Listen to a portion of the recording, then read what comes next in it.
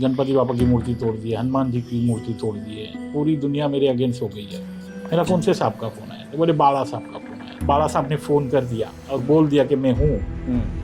फिर मुझे किसी के बाप का डर नहीं। उसने मुझे सीधा बोला कि मैं मुंबई आके तुझे मुंबई पुलिस के सामने गोली मारूंगा, तेरा बेजा उड़ा दूंगा। उसने आपको ऐसी धमकी हाँ, दी? मेरे को धमकियाँ दी। And I said I am waiting for you, आ जा। तो जो लोग इस तरह की बकवास करते हैं कमेंट्स में हिंदुत्व के खिलाफ, क्या यह सबक कैसे सिखाते हैं उन्हें? सुधर जाओ वरना सुधार देंगे। चाय वाला आके राज कर रहा है या एक रिक्शा वाला आज सीएम है, उनको नहीं वो हजम हो रहा है। अब सत्य को परेशान कर सकते, पराजित नहीं कर सकते। चाहत है कि ये हिंदू राष्ट्र हो जाए? हाँ, हिंदू राष्ट्र तो होना ही चाहिए। तो एक बहुत मशहूर ऐप था टिकटॉक, उसको आपने बैन कराया है। अभी एक ग्रुप था टीम 07, मगर एक टाइम आ गया कि उन्होंने ऐसे रील बना के डाले कि तबरेज अंसारी बेगुनाह है, उसके बच्चे जब आतंकवादी बने तो आतंकवादी मत बोला। नेक्स्ट अभी एक नेटफ्लिक्स पे मूवी आई थी Annapoorani, first instant in the world history कि नेटफ्लिक्स ने पिक्चर उतारा। दूसरी चीज़, नयनतारा ने माफ़ी मांगी।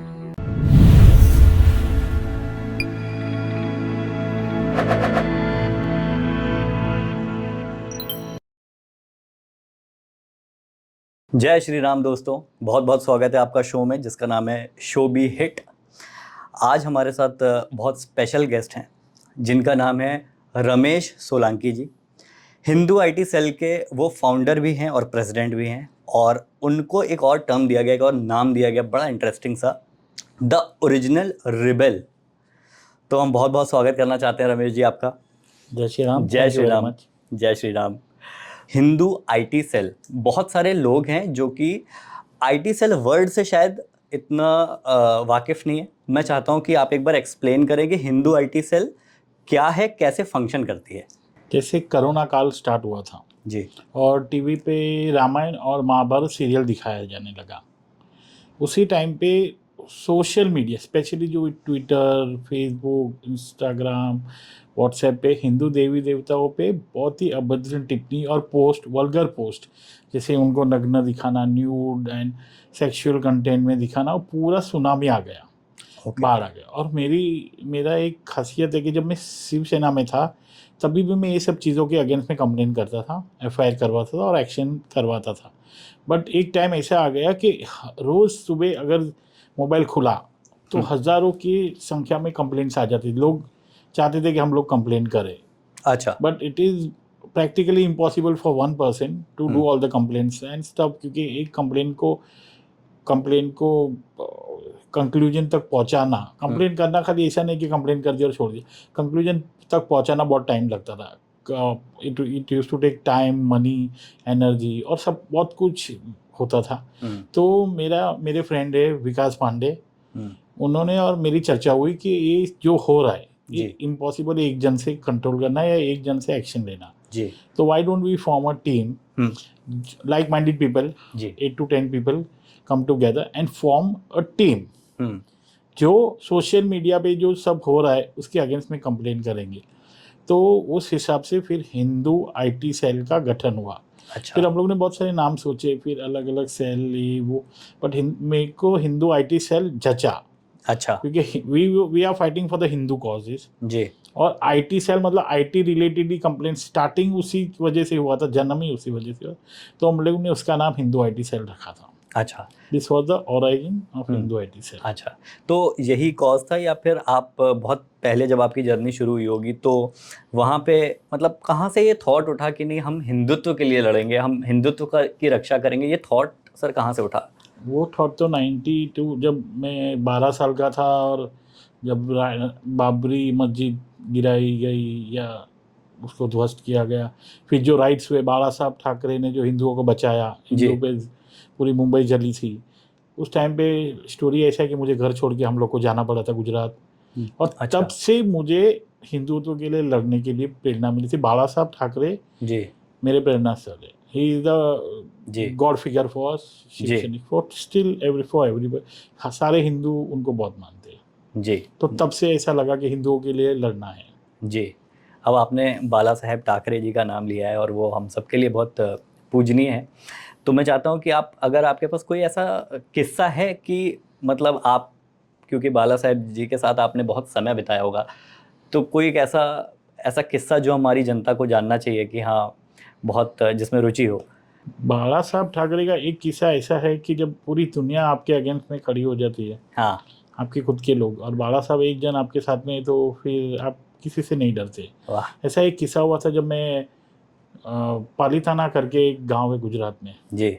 और वहाँ एक जैन स्थल, जैन की पूज्य स्थल है। जी। वो पहाड़ पे हिंदुओं के बहुत सारे टेम्पल्स भी है। अच्छा। मैं कोई फंक्शन के लिए गया था, जी। और हुआ ऐसा कि कुछ लड़कों ने, हम्म। जैन के लड़कों ने, वहाँ भगवान के मंदिर तोड़ दिए, माता जी के मंदिर तोड़ दिए, और उनको काला मुंह कर दिया, हनुमान जी, गणपति बापा और ऐसे। अच्छा। जो हमारा लोकल शिवसेना वाला था, हाँ। पृथ्वी, जो इज नो मोर, उसने उनको पकड़ लिया और उन्होंने मुझे फ़ोन किया कि ऐसा हुआ है, मंदिर तोड़े और भगवान को मूर्तियाँ तोड़ दी है और हाँ। काला किया है वगैरह, क्या करना चाहिए। मेरा पहले तो, हमारे पास प्रूफ है? बोले हाँ, हमारे पास सारे प्रूफ है। मेरा मतलब whatever inquiry had to do, कि सच है बात, मैंने कर लिया। देन जो हमारी शिवसेना स्टाइल में उनकी अच्छी खासी खातिरदारी की, देन हम लोग ने उनके अगेंस्ट में एफआईआर करवा के उनको पुलिस को दे दिया। 4 लड़के थे शायद से, 3 या 4। अच्छा। हाँ।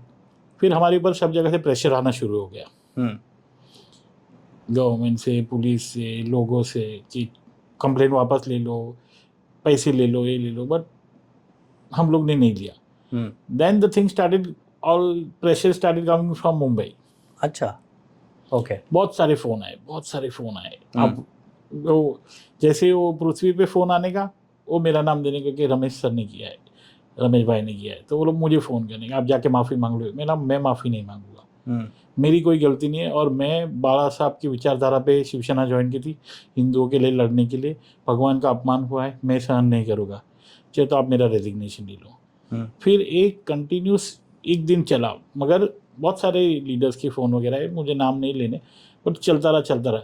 नेक्स्ट डे सुबह मुझे 11-12 बजे पृथ्वी का फ़ोन आया कि साहब का फ़ोन आया है। मेरा कौन से साहब का फ़ोन आया? तो बोले बाला साहब का फ़ोन आया था। अच्छा। तो मेरा बाला साहब फ़ोन नहीं करेंगे, एंड ही सेड नहीं, बाला साहब ने फ़ोन किया था, मुझे नंबर भेजिए। मैं मुझे नंबर भेजा, एंड मैंने नंबर मेरे मोबाइल में डाल के चेक किया, तो हाँ, वो number somebody who used to stay with him, उनका नंबर था। अच्छा। क्योंकि मेरे पास सेव था। सेफ था। मैंने उनको फ़ोन किया, मेरा साहब का फ़ोन आया था ऐसा एंड ऑल दैट। तो ही सेड हाँ। तो बोले ये सब क्या धमाल चल रहा है एंड ऑल दैट।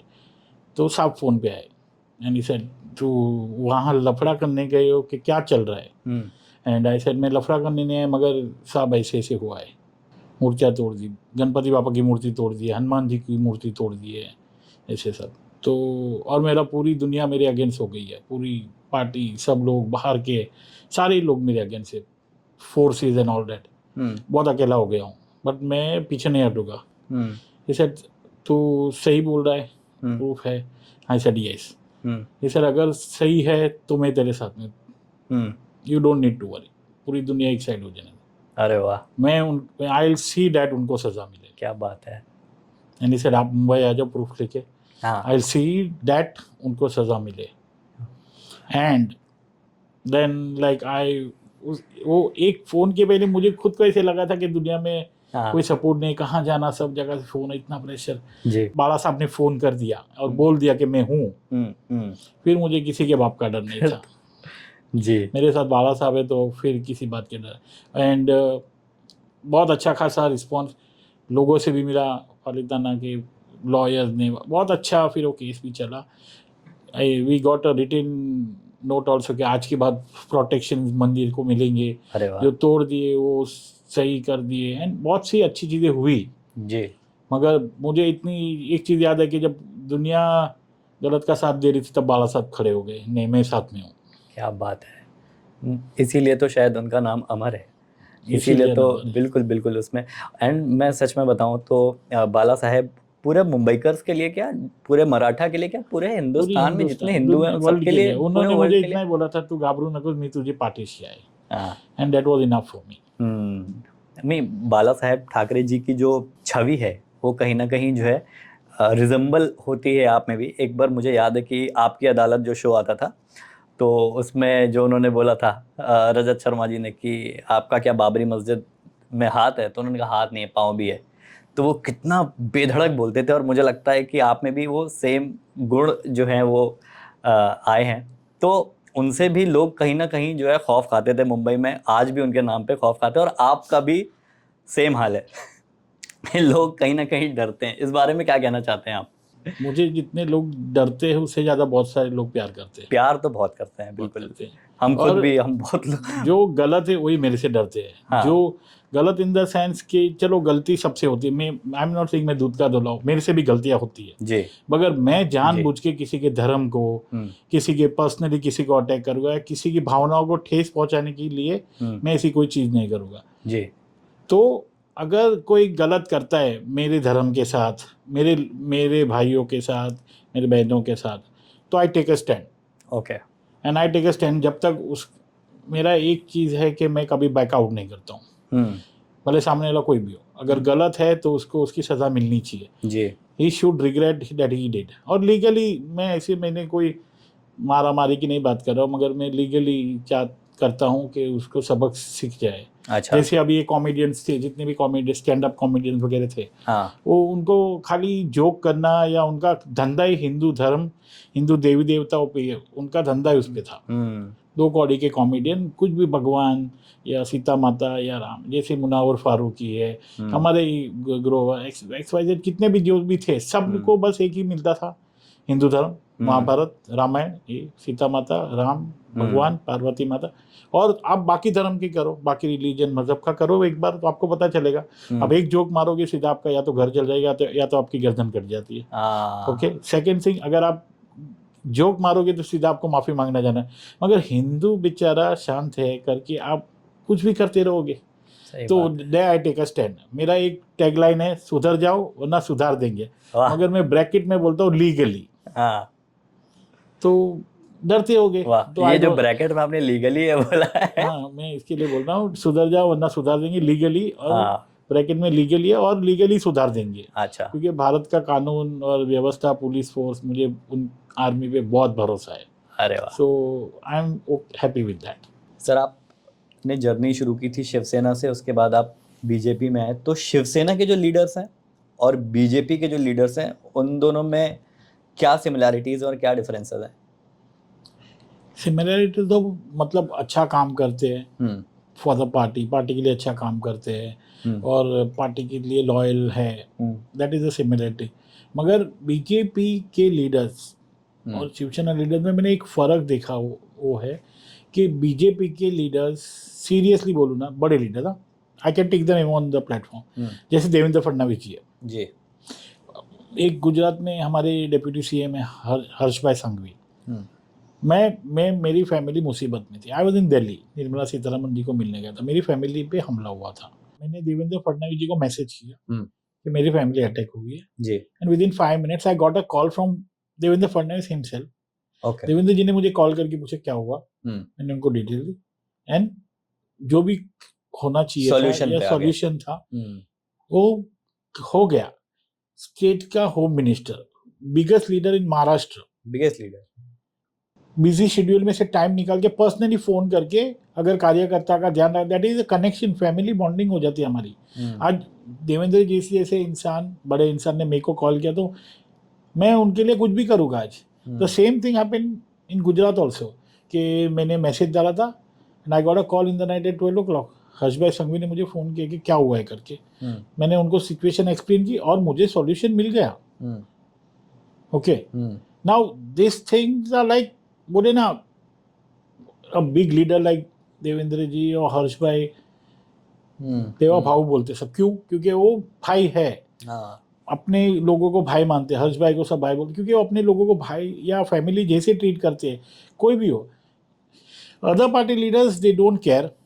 अगर चलो हमने मैसेज किया, फ़ोन किया, चलो कोई फ़ोन कर देगा छोटा मोटा लीडर उनकी तरफ से या कोई PA वगैरह फ़ोन करे, बट दैट पर्सनल टच जो मैंने महसूस किया है, वो मैंने सीरियसली बोला ना, ये मैंने इनके साथ ही महसूस किया कि this people go out of the way, okay, out of their busy schedule, और उन्होंने हेल्प की, the set stood for us. तो एक बार अंदर से ऐसे होता है कि इन लोग के लिए अगर जान भी देनी पड़े, कुछ भी करना पड़े, मतलब अच्छा काम है लीगली तो कर सकते हैं, मतलब अपने लोग हैं। सही बात है, जो आपके लिए खड़े हो रहे हैं, आपके लिए खड़े होते हैं। क्योंकि उनको क्या जरूरत है, मेरे जैसे हजारों कार्यकर्ता लीडर्स होंगे पार्टी में, but being that moment when you are there for the person, it means a lot. And I personally experienced it with those people. एक स्मृति दी का भी एक एग्जांपल है, वो तो 2013 की बात है। एक किसी को हार्ट का प्रॉब्लम था, मुंबई में, गुजरात से आया था, और मैंने ट्वीट डाला कि ऐसा ऐसा है, and I got a call from an unknown number. Okay, तो मैंने उठाया, बोले क्या है एंड ऑल दैट, पूछा मेरे को, मेरा ऐसा ऐसा है, तो बोले कि ठीक है, हेल्प हो जाएगी, आप टेंशन मतलब, मैं बात कर ली थी एंड ऑल दैट। तो मैंने बोला कि आप कौन बोल रहे हैं? तो शी सेड, रमेश तुम मेरे को पहचानता है? ना, मतलब आप कौन हो बताओ। मैं बोले पहले काम हो जाए ना, बाद में बताओगी। अच्छा, ओके।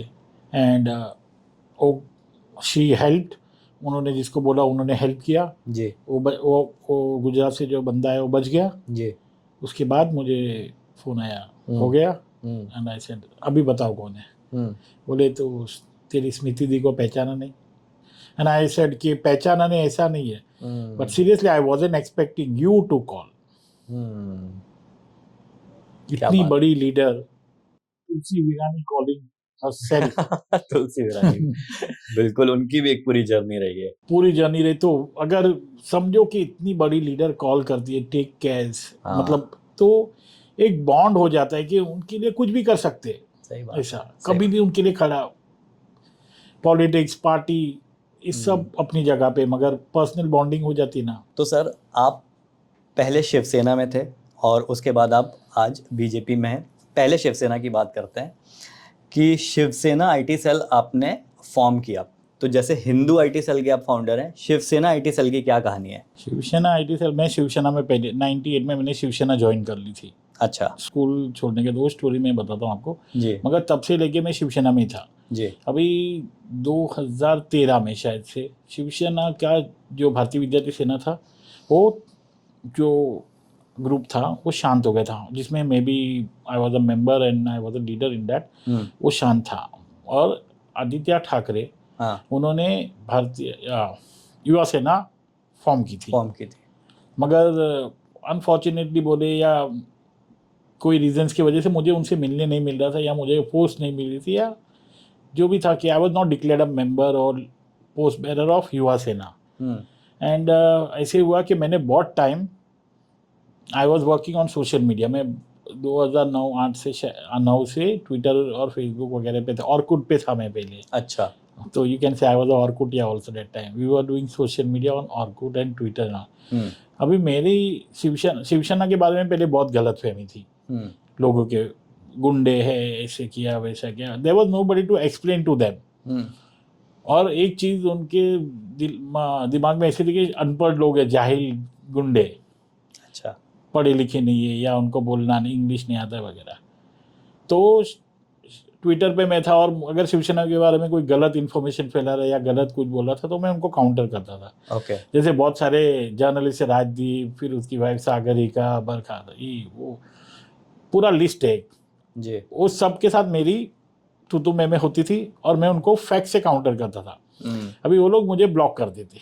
अच्छा, ज़्यादातर लोगों ने मुझे ब्लॉक करके रखा है, ये लेफ्ट विंग या अल्ट्रा या अर्बन नक्सल्स जो ने। तो और क्या करते, जाके आदित्य को कंप्लेन करने, आदित्य ठाकरे को, कि आपका रमेश सोलंकी ऐसा कि हमको परेशान कर रहे हैं। This is the story what I had heard, I don't know exactly what the real thing, मगर उन्होंने मेरी कंप्लेन की। Now Aditya Thackeray, okay, he is a very smart chap. उसने सोचा कि अगर इतने बड़े बड़े जर्नलिस्ट जो इंटरनेशनल इसकी कंप्लेन करे तो क्या कर रहा है देखना पड़ेगा, कुछ तो कर रहा होगा। And he started following me और keeping eye on me. Oh, yes. And one day what happened कि एक जर्नलिस्ट शिवसेना के बारे में, एक लेडी जर्नलिस्ट ने गलत डाला, एंड वो मेरे सामने आया एंड आई स्टार्टेड काउंटरिंग। तो लोग सब बैठ गए ट्विटर पे। पहले बहुत कम लोगों को ऐसा सब बात, ट्विटर तो आजकल सब ट्विटर के वॉरियर हीरो बने, बहुत कम लोगों, उन लोग चालू हो गए, अभी वॉर शुरू हुआ, अभी रमेश राजपूत धोएंगे और पॉपकॉर्न मंगा। आधा एक घंटा मेरी काउंटरिंग चली उनके साथ, लेडी के साथ, और जब मैंने फैक्ट्स के साथ उनको चुप कर दिया तो मुझे गाली दे के ब्लॉक करके भाग गई। हाँ, आई वॉज हैप्पी कि चलो ठीक है, फिर को क्या फ़र्क पड़ता, ब्लॉक करते नहीं। उस दिन रात को मुझे 12 बजे मेरे एक युवा सेना का लीडर था, उसका फ़ोन आया, आज मीटिंग में आदित्य साहब ने आपकी तारीफ की। एंड आई वाज लाइक क्यों? मैंने क्या किया, आई वॉज अवेयर। नहीं बोली ठीक है, बोले किधर है रमेश सोलंकी, बोले तो किसी ने बोला कि रमेश सोलंकी नहीं है, बोले नहीं होना चाहिए because he is doing fabulous work on social media and he should be here present उनकी ऐसी बात उसने मुझे बताया। मुझे उसकी भरोसा नहीं, मैंने आदित्य ठाकरे क्यों मेरी तारीफ करेंगे, बट थोड़ा मेरे को अच्छा भी लगा कि ठीक है यार किधर तो अप्रिशिएट हो रहा है। एंड आई वॉज लाइक मगर मैं उनको कांटेक्ट कैसे करूँ, अभी मैं सोच रहा था, सो गया रात को। Next morning it I remember it was 3 August 2013, नहीं 6 हाँ, Aditya Thackeray, I have that message with me, Twitter पे मुझे उनका मैसेज आया, okay, you are doing fabulous work and I was keeping a watch on you, doing fabulous work, I want you on board, wow, please send me a mobile number, I want to meet you. क्या बात है। And I was like, मैं उनको साहब वाप कुछ नहीं बोला, मैं बोला okay bro, looking forward to it. And I was like, I was very happy and then exchange numbers, और मुझे फिर सेना भवन से फोन आया कि आपको बुलाया and all that, and then a team was formed under Aditya sahab, हाँ जिसको लीड शायद से मैं ही कर रहा था, मैंने किया था जी, और 28 जन की टीम फॉर्म हुई जी, आईटी की। बट अनफॉर्चुनेटली तब आईटी का किसी को पता नहीं था कि क्या है IT ट्विटर है वगैरह, क्या? आईटी ट्वीट मतलब समझता नहीं था ट्विटर भी किसी को। हाँ, तो टीम में मेंबर्स ऐसे थे जिनको डीएम करना भी नहीं आता था या ट्वीट करना भी नहीं आता, उनको सिखाना पड़ा ये वो। एंड अल्टीमेटली इट हैपेंड कि 2013 में मैंने 1-2 केस किए थे। अमरीश मिश्रा करके एक कांग्रेस का बहुत बड़ा गुंडा था, अच्छा, वो सारी राइट विंग लड़कियों को धमकियाँ देता था।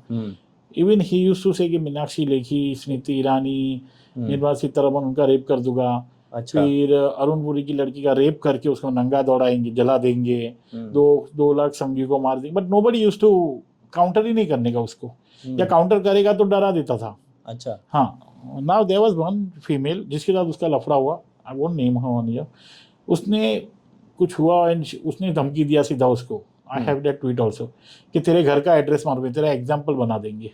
अरे बाप रे, okay, and nobody used to do anything against that person, ऐसा। तो फिर वो दैट फीमेल ट्वीटेड कि मैंने बहुत सुना कि सब लोग बोलते साथ है, ये करेंगे वो करेंगे, मगर जब रियल टाइम आता था कोई साथ नहीं देता, you have to fight your own battles and ऐसा वैसा। तो आई वाज लाइक यार इतनी मजबूरी हो गई, लाचारी की कोई इसकी मदद नहीं। मैंने अमरीश मिश्रा को काउंटर किया and he was very influential, Rahul Gandhi, Digvijay के साथ में काम करने का, उसका ससुर भी कोई हाई प्रोफाइल ब्यूरोक्रेट में था and all that, and he was time कोई मीडिया में बहुत बड़ा एडिटर तो नहीं मगर ऑथर वगैरह था। मैंने उसका काउंटर किया, उसने मुझे सीधा बोला कि मैं मुंबई आके तुझे मुंबई पुलिस के सामने गोली मारूंगा, तेरा भेजा उड़ा दूंगा। उसने आपको ऐसी धमकी हाँ, दी? मेरे को धमकियाँ दी। And I said I am waiting for you, आ जा तू मुंबई आ जा। एंड आई वेंट टू, मैंने कंप्लेन किया, कंप्लेन कुछ हुआ नहीं। तब जॉइंट सीपी हिमांशु रॉय साहब थे, used to handle cyber and ATS. मैं उनके पास गया with all the proof and मेरा this guy is doing all this and nobody is taking any action. तो ये मुझे जानते थे थोड़ा बहुत, मुझे बोले डर गया। मैं डर नहीं गया हूँ, ये बंदा मेरे हाथ से मर जाएगा और मैं पहले बता नहीं आया, दिस इज सेल्फ डिफेंस। कि मुझे दम मारने आएगा तो मैं चुपचाप बैठने वाला नहीं हूँ। सही बात है। तो he directly called the senior PI and said, what is all this? I want the FIR tomorrow by afternoon on my table. हाँ, बोले कोई भी पार्टी का, और that time ruling party UPA थी। मेरे को, मैं उनसे ऑफिस से बाहर निकला तो सीनियर के 4-5 फोन आ गए थे, किधर हो आप, किधर हो? मैं इधर ही घूम रहा हूँ। बोले आप आओ जल्दी BKC। 7-8-9 बजे तक बिठा के पूरा FIR बनाया प्रूफ के साथ एंड ऑल दैट। तो तब से लोग जानते हैं and I became somewhat famous. तो अगर कुछ गलत होता है तो मैं कंप्लेन कर देता। हाँ, तो ये चलता रहा। This is how Shiv Sena IT was formed. Okay, Shiv Sena IT में हम लोग ने कभी 1 रुपया किसी से लिया नहीं है। We have worked free. हम लोग बस बाला साहब के प्यार और शिवसेना के लिए काम करते थे, बिल्कुल, till 2019। This is Shiv Sena IT. अच्छा, आईटी सेल में जैसे होता है कि आप लोग पूरा इंटरनेट एक तरह से देखते हैं, तो कई लोग होते हैं जो गांव में किसी फेक आईडी से होते, हो सकता है वो रियल लोग हो, लेकिन अपनी रियल आईडी से बोलेंगे तो पकड़े जाएंगे, ऐसा डर रहता है। तो जो लोग इस तरह की बकवास करते हैं कमेंट्स में हिंदुत्व के खिलाफ, आप लोग कैसे ट्रैक करते होंगे, या कैसे आप लोग पहुंच पाते हैं, या सबक कैसे सिखाते हैं उन्हें? ऐसे उसमें हज़ारों आईडीज़ होती है या हज़ारों लोग होते हैं जो ऐसे ट्वीट्स करेंगे या पोस्ट करेंगे। हाँ, यू कांट फाइट एवरीबॉडी। और correct correct, it's government impossible. Machinery भी है, वो भी अगर बोले साइबर पुलिस वगैरह, उनको और भी काम है, यही चीज़ों के पीछे नहीं पड़े। तो वी सी के कौन से लेवल का बंदा है, क्या करता है, ही इज रियल फेक, क्योंकि कितने हज़ारों कितने कमेंट्स हैं, हज़ारों लोग कहाँ हज़ारों तक जाएंगे। कितने कहाँ तक जाएंगे, क्योंकि हमारी पूरी लाइफ ही उसमें निकल जाएगी। सही बात है, सही और बात पुलिस को भी और बहुत सारे काम होते हैं। हाँ, तो we try to find out कि बंदा या बंदी कौन है, सच है, झूठ है, फेक है, कितना रीच है, फॉलो दे कहाँ तक, क्योंकि एक फॉलोअर वाला अगर ट्वीट करता है कुछ तो भी, तो इट डाइज, इट्स डेथ, मर जाता है अपने आप ही। वो ट्वीट किधर जाती भी नहीं, उसको हम बड़ा नहीं करते हैं, हाँ, वो आप छोड़ एक्शन देते। लेंगे तो शायद हम बड़ा हो एक्शन लेके जाएगा। तो सामने आएगा, सही तो बात वो अपने आप ही कोई देखेगा नहीं और खत्म हो जाएगा। तो it depends upon the person who is tweeting और हु इज पोस्टिंग कौन है। जी। एंड वन थिंग, एक भ्रम फैल गया है कि खाली मुस्लिम्स के अगेंस्ट में कंप्लेंट्स होती है। आप मेरी कंप्लेंट्स निकाल के देख लीजिए, मैंने काफ़ी हिंदुओं के अगेंस्ट में भी, जो गलत करता है, भले वो हिंदू हो, मुस्लिम हो, क्रिश्चियन हो, सिख हो, कोई भी हो, हाँ, मैं बोलता हूँ अगर मेरा बाप भी गलत है, मेरा भाई भी गलत है, तो मैं उनके अगेंस्ट में भी करूँगा कंप्लेन। क्या बात है। It is not that there is no religion angle. हाँ, एक चीज़ है कि मेरे धर्म के अगेंस्ट में आप बोलोगे या मेरे देवी देवताओं के आप कुछ भी अपमान करोगे, तो you have to face the legal music, then you won't be spared, भले आप कोई भी हो। तो but being Hindu IT cell sir, कहीं ना कहीं चाहत है कि ये हिंदू राष्ट्र हो जाए।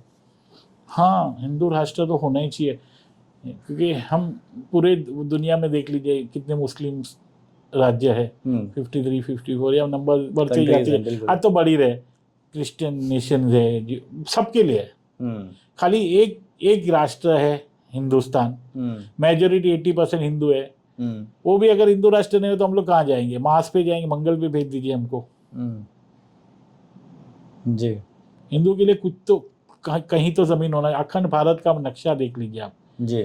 और अभी कितना बच गया है, बंटवारा हो फिर गया। बंटवारा हो गया या इन्वेड कर दिया या कुछ भी करते करते काफी लंबे अरसे से, खिलजियों के जमाने से, हाँ, फिर मुगलों के जमाने से चलते आ रहे हम लोग। हाँ, हिंदू ठीक है ना, हिंदुस्तान हिंदू खत्म नहीं होगा, हिंदुस्तान खत्म नहीं, करते इतने बच गए। अभी किधर जाए? अगर अभी हिंदू राष्ट्र नहीं बना तो हिंदू जाएंगे कहाँ? अच्छा, अंबेडकर साहब का जो संविधान है, जिसमें उन्होंने हर धर्म को एक सेकुलर नेशन का नाम दिया है भारत को, तो एक हिंदू राष्ट्र का जो सपना है और जो अंबेडकर साहब का संविधान है, कहीं ना कहीं कॉन्ट्रडिक्ट हो रहे हैं, कुछ लगता है आपको ऐसा? बिल्कुल नहीं, ये एक भ्रम फैलाया गया है जी। कांग्रेस के द्वारा, क्योंकि सेक्युलरिज्म या सेक्युलर वर्ड अंबेडकर साहब के कॉन्स्टिट्यूशन में नहीं था। वो आया शायद से 1970s में। अच्छा, ओके। जब ओरिजिनल बना था कॉन्स्टिट्यूशन, तब उसमें प्रभु श्री राम की फोटो दे, हनुमान जी के फोटो दे, और संस्कृत में पाठ भी है जो ओरिजिनल है। फिर कांग्रेस आई और कांग्रेस ने पूरा चेंज कर दिया है, सेक्युलरिज्म घुसा गया। और सेक्युलरिज्म है क्या? हिंदुओं को दबाना, हिंदुओं को मारना, हिंदुओं के साथ गलत करना। अगर सेक्युलरिज्म है तो वो सेक्युलरिज्म। अगर आप सेक्युलरिज्म को मानते हो, यू आर सेक्युलर, तो everything should be equal. You can appease one religion and दूसरे को क्रश करो, नहीं हो सकता है। That is not secularism. नहीं सर, और कोई कॉन्ट्रडिक्ट नहीं हो रहा है। हम लोग से ज़्यादा, हिंदुओं से ज़्यादा बाला साहब के संविधान को कोई नहीं मानता है। बाकी रिलीजन वालों को देखो तो बोलेंगे हम हमारा शरिया रिलीजन फॉलो करेंगे, हम हमारे कानून फॉलो करेंगे, हम हमारा फॉलो करेंगे, मगर संविधान फॉलो नहीं करें। खाली वो राहुल गांधी जैसे बुकलेट घुमाता है, वैसी बात हो गई। जब से हमारे मिनिस्टर अनुराग जी ने बोला उसमें कितने पन्ने हैं, उनको वो पता नहीं कि पन्ने कितने, बताइए क्या है, वही पता नहीं है, तो फिर क्यों बातें करना? वैसे है ना। सो बाबा साहेब आम्बेडकर की जो संविधान है और हमारा जो हिंदू राष्ट्र की थियरी है, वो समवॉट वी आर सेम। हिंदुओं ने हमेशा वेलकम किया है, जगह दिया है, लोगों को रहने को जगह दिया है, अपनाया है। अब हिंदुओं ने कभी किसी पे आक्रमण नहीं किया। हिस्ट्री में देख लीजिए, आप इतिहास देख लीजिए, हिंदुओं ने कभी किसी पे इन्वेड नहीं किया है, हिंदुओं को इन्वेड किया गया है, मौका दिया। पृथ्वीराज चौहान जी ने कितना मौका दिया, 16-17 बार छोड़ा, फिर भी मैं बोल रहा हूँ, मैं पृथ्वीराज चौहान जी को रोज एक बार प्रणाम करता हूँ, मगर कहीं ना कहीं आई डिसएग्री, नहीं छोड़ना चाहिए था क्योंकि उसने नहीं छोड़ा। बिल्कुल, लेकिन कहीं ना कहीं जो दया भाव है वो हाँ, कहीं ना कहीं बैकफायर खा मारा जाती है, है वो दया। इतिहास गवाह है। हमारी गुजराती में बोलते हैं दया डाकन को खाती है। हम्म। तो आपके हिसाब से दया तो नहीं करनी नहीं, चाहिए? दया करनी चाहिए बट एक लिमिट होनी चाहिए दया करने का भी। हाँ, खुद का घर जला के दुनिया दिवाली मनाए, दूसरे लोग वैसा वाह, नहीं होना चाहिए। बहुत अच्छी बात है। अच्छा, अब आपने क्योंकि सेकुलर वर्ड बोला तो मेरे दिमाग में सबसे पहला वर्ड आता है वक्फ बोर्ड का। आपका क्या पॉइंट ऑफ व्यू है इस पे, क्या सॉल्यूशन होना चाहिए? नहीं, सी सोल्यूशन और वक्फ बोर्ड का जो भी बात है, लाइक इतिहास, लाइक शुरू तो हम लोग इतिहास से ही करेंगे। हम्म ये पैदा कब हुआ वक्फ बोर्ड? हम्म और ये लोग जो आए हम्म आक्रामक इन्वेडर्स, वो लोग क्या जमीन साथ में लेके आए थे? कोई प्रॉपर्टी पे टाइल लगा के प्रॉपर्टी, जहाँ से भी कोई भी कंट्री से आए थे वहाँ प्रॉपर्टी साथ में लेके आए थे? वो प्रॉपर्टीज तो हमारी हिंदू की थी और वो जबरदस्ती ली गई है, हम्म कब्जा किया है। तो कब्जा, मालिक कब्जा करने वाला, इलीगल कब्जा करने वाला कभी मालिक नहीं हो सकता है।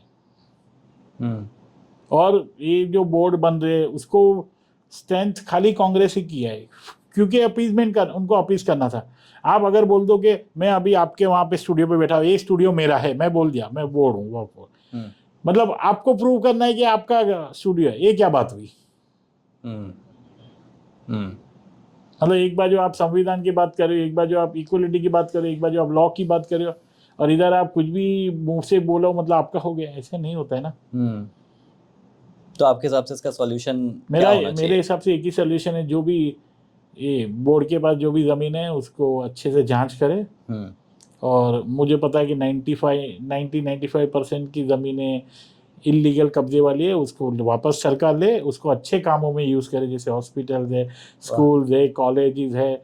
हाँ चलो, आप धर्मशाला बना दो, आप इनको अच्छे इंग्लिश, ओ बोलते ना, टेक्नोलॉजी वाले मदरसा जहाँ इंग्लिश, हिंदी, मराठी, हाँ, गुजराती, उर्दू भी सिखाए, ऐसे ऐसे ऐसी ऐसी जगह में use that place for all this things. Utility for हाँ, बेटरमेंट हो जाए। बेटर थिंग, जैसे हॉस्पिटल बना दो, कॉलेजेस बना दो, रेलवे स्टेशन, एयरपोर्ट बना दो, हम्म क्योंकि उनका नहीं है। और जो चीज़ हक बिकर की है वो गलत ही है। जी। और अगर मैं तो चाहता हूँ, मेरा ऐसा चाहना है कि 100% डिजॉल्व ही कर दो। अच्छा। हाँ, डिजॉल्व करके गवर्नमेंट अपने पास जगह रख ले। हिंदुओं को भी मत दो, ऐसे नहीं बोलो कि हमको दे दो वापस, मगर जिसकी जगह है, बोले वो मुस्लिम की जगह है तो मुस्लिम को दे दो, हिंदू की जगह तो हिंदू को दे दो, लीगली जिसकी जगह उसको दे दो। न्याय होना चाहिए। न्याय होना चाहिए, इक्वलिटी और जस्टिस होना चाहिए। उसमें तो किसी को तकलीफ नहीं होनी चाहिए शायद से, किसका है उसको मिलना चाहिए।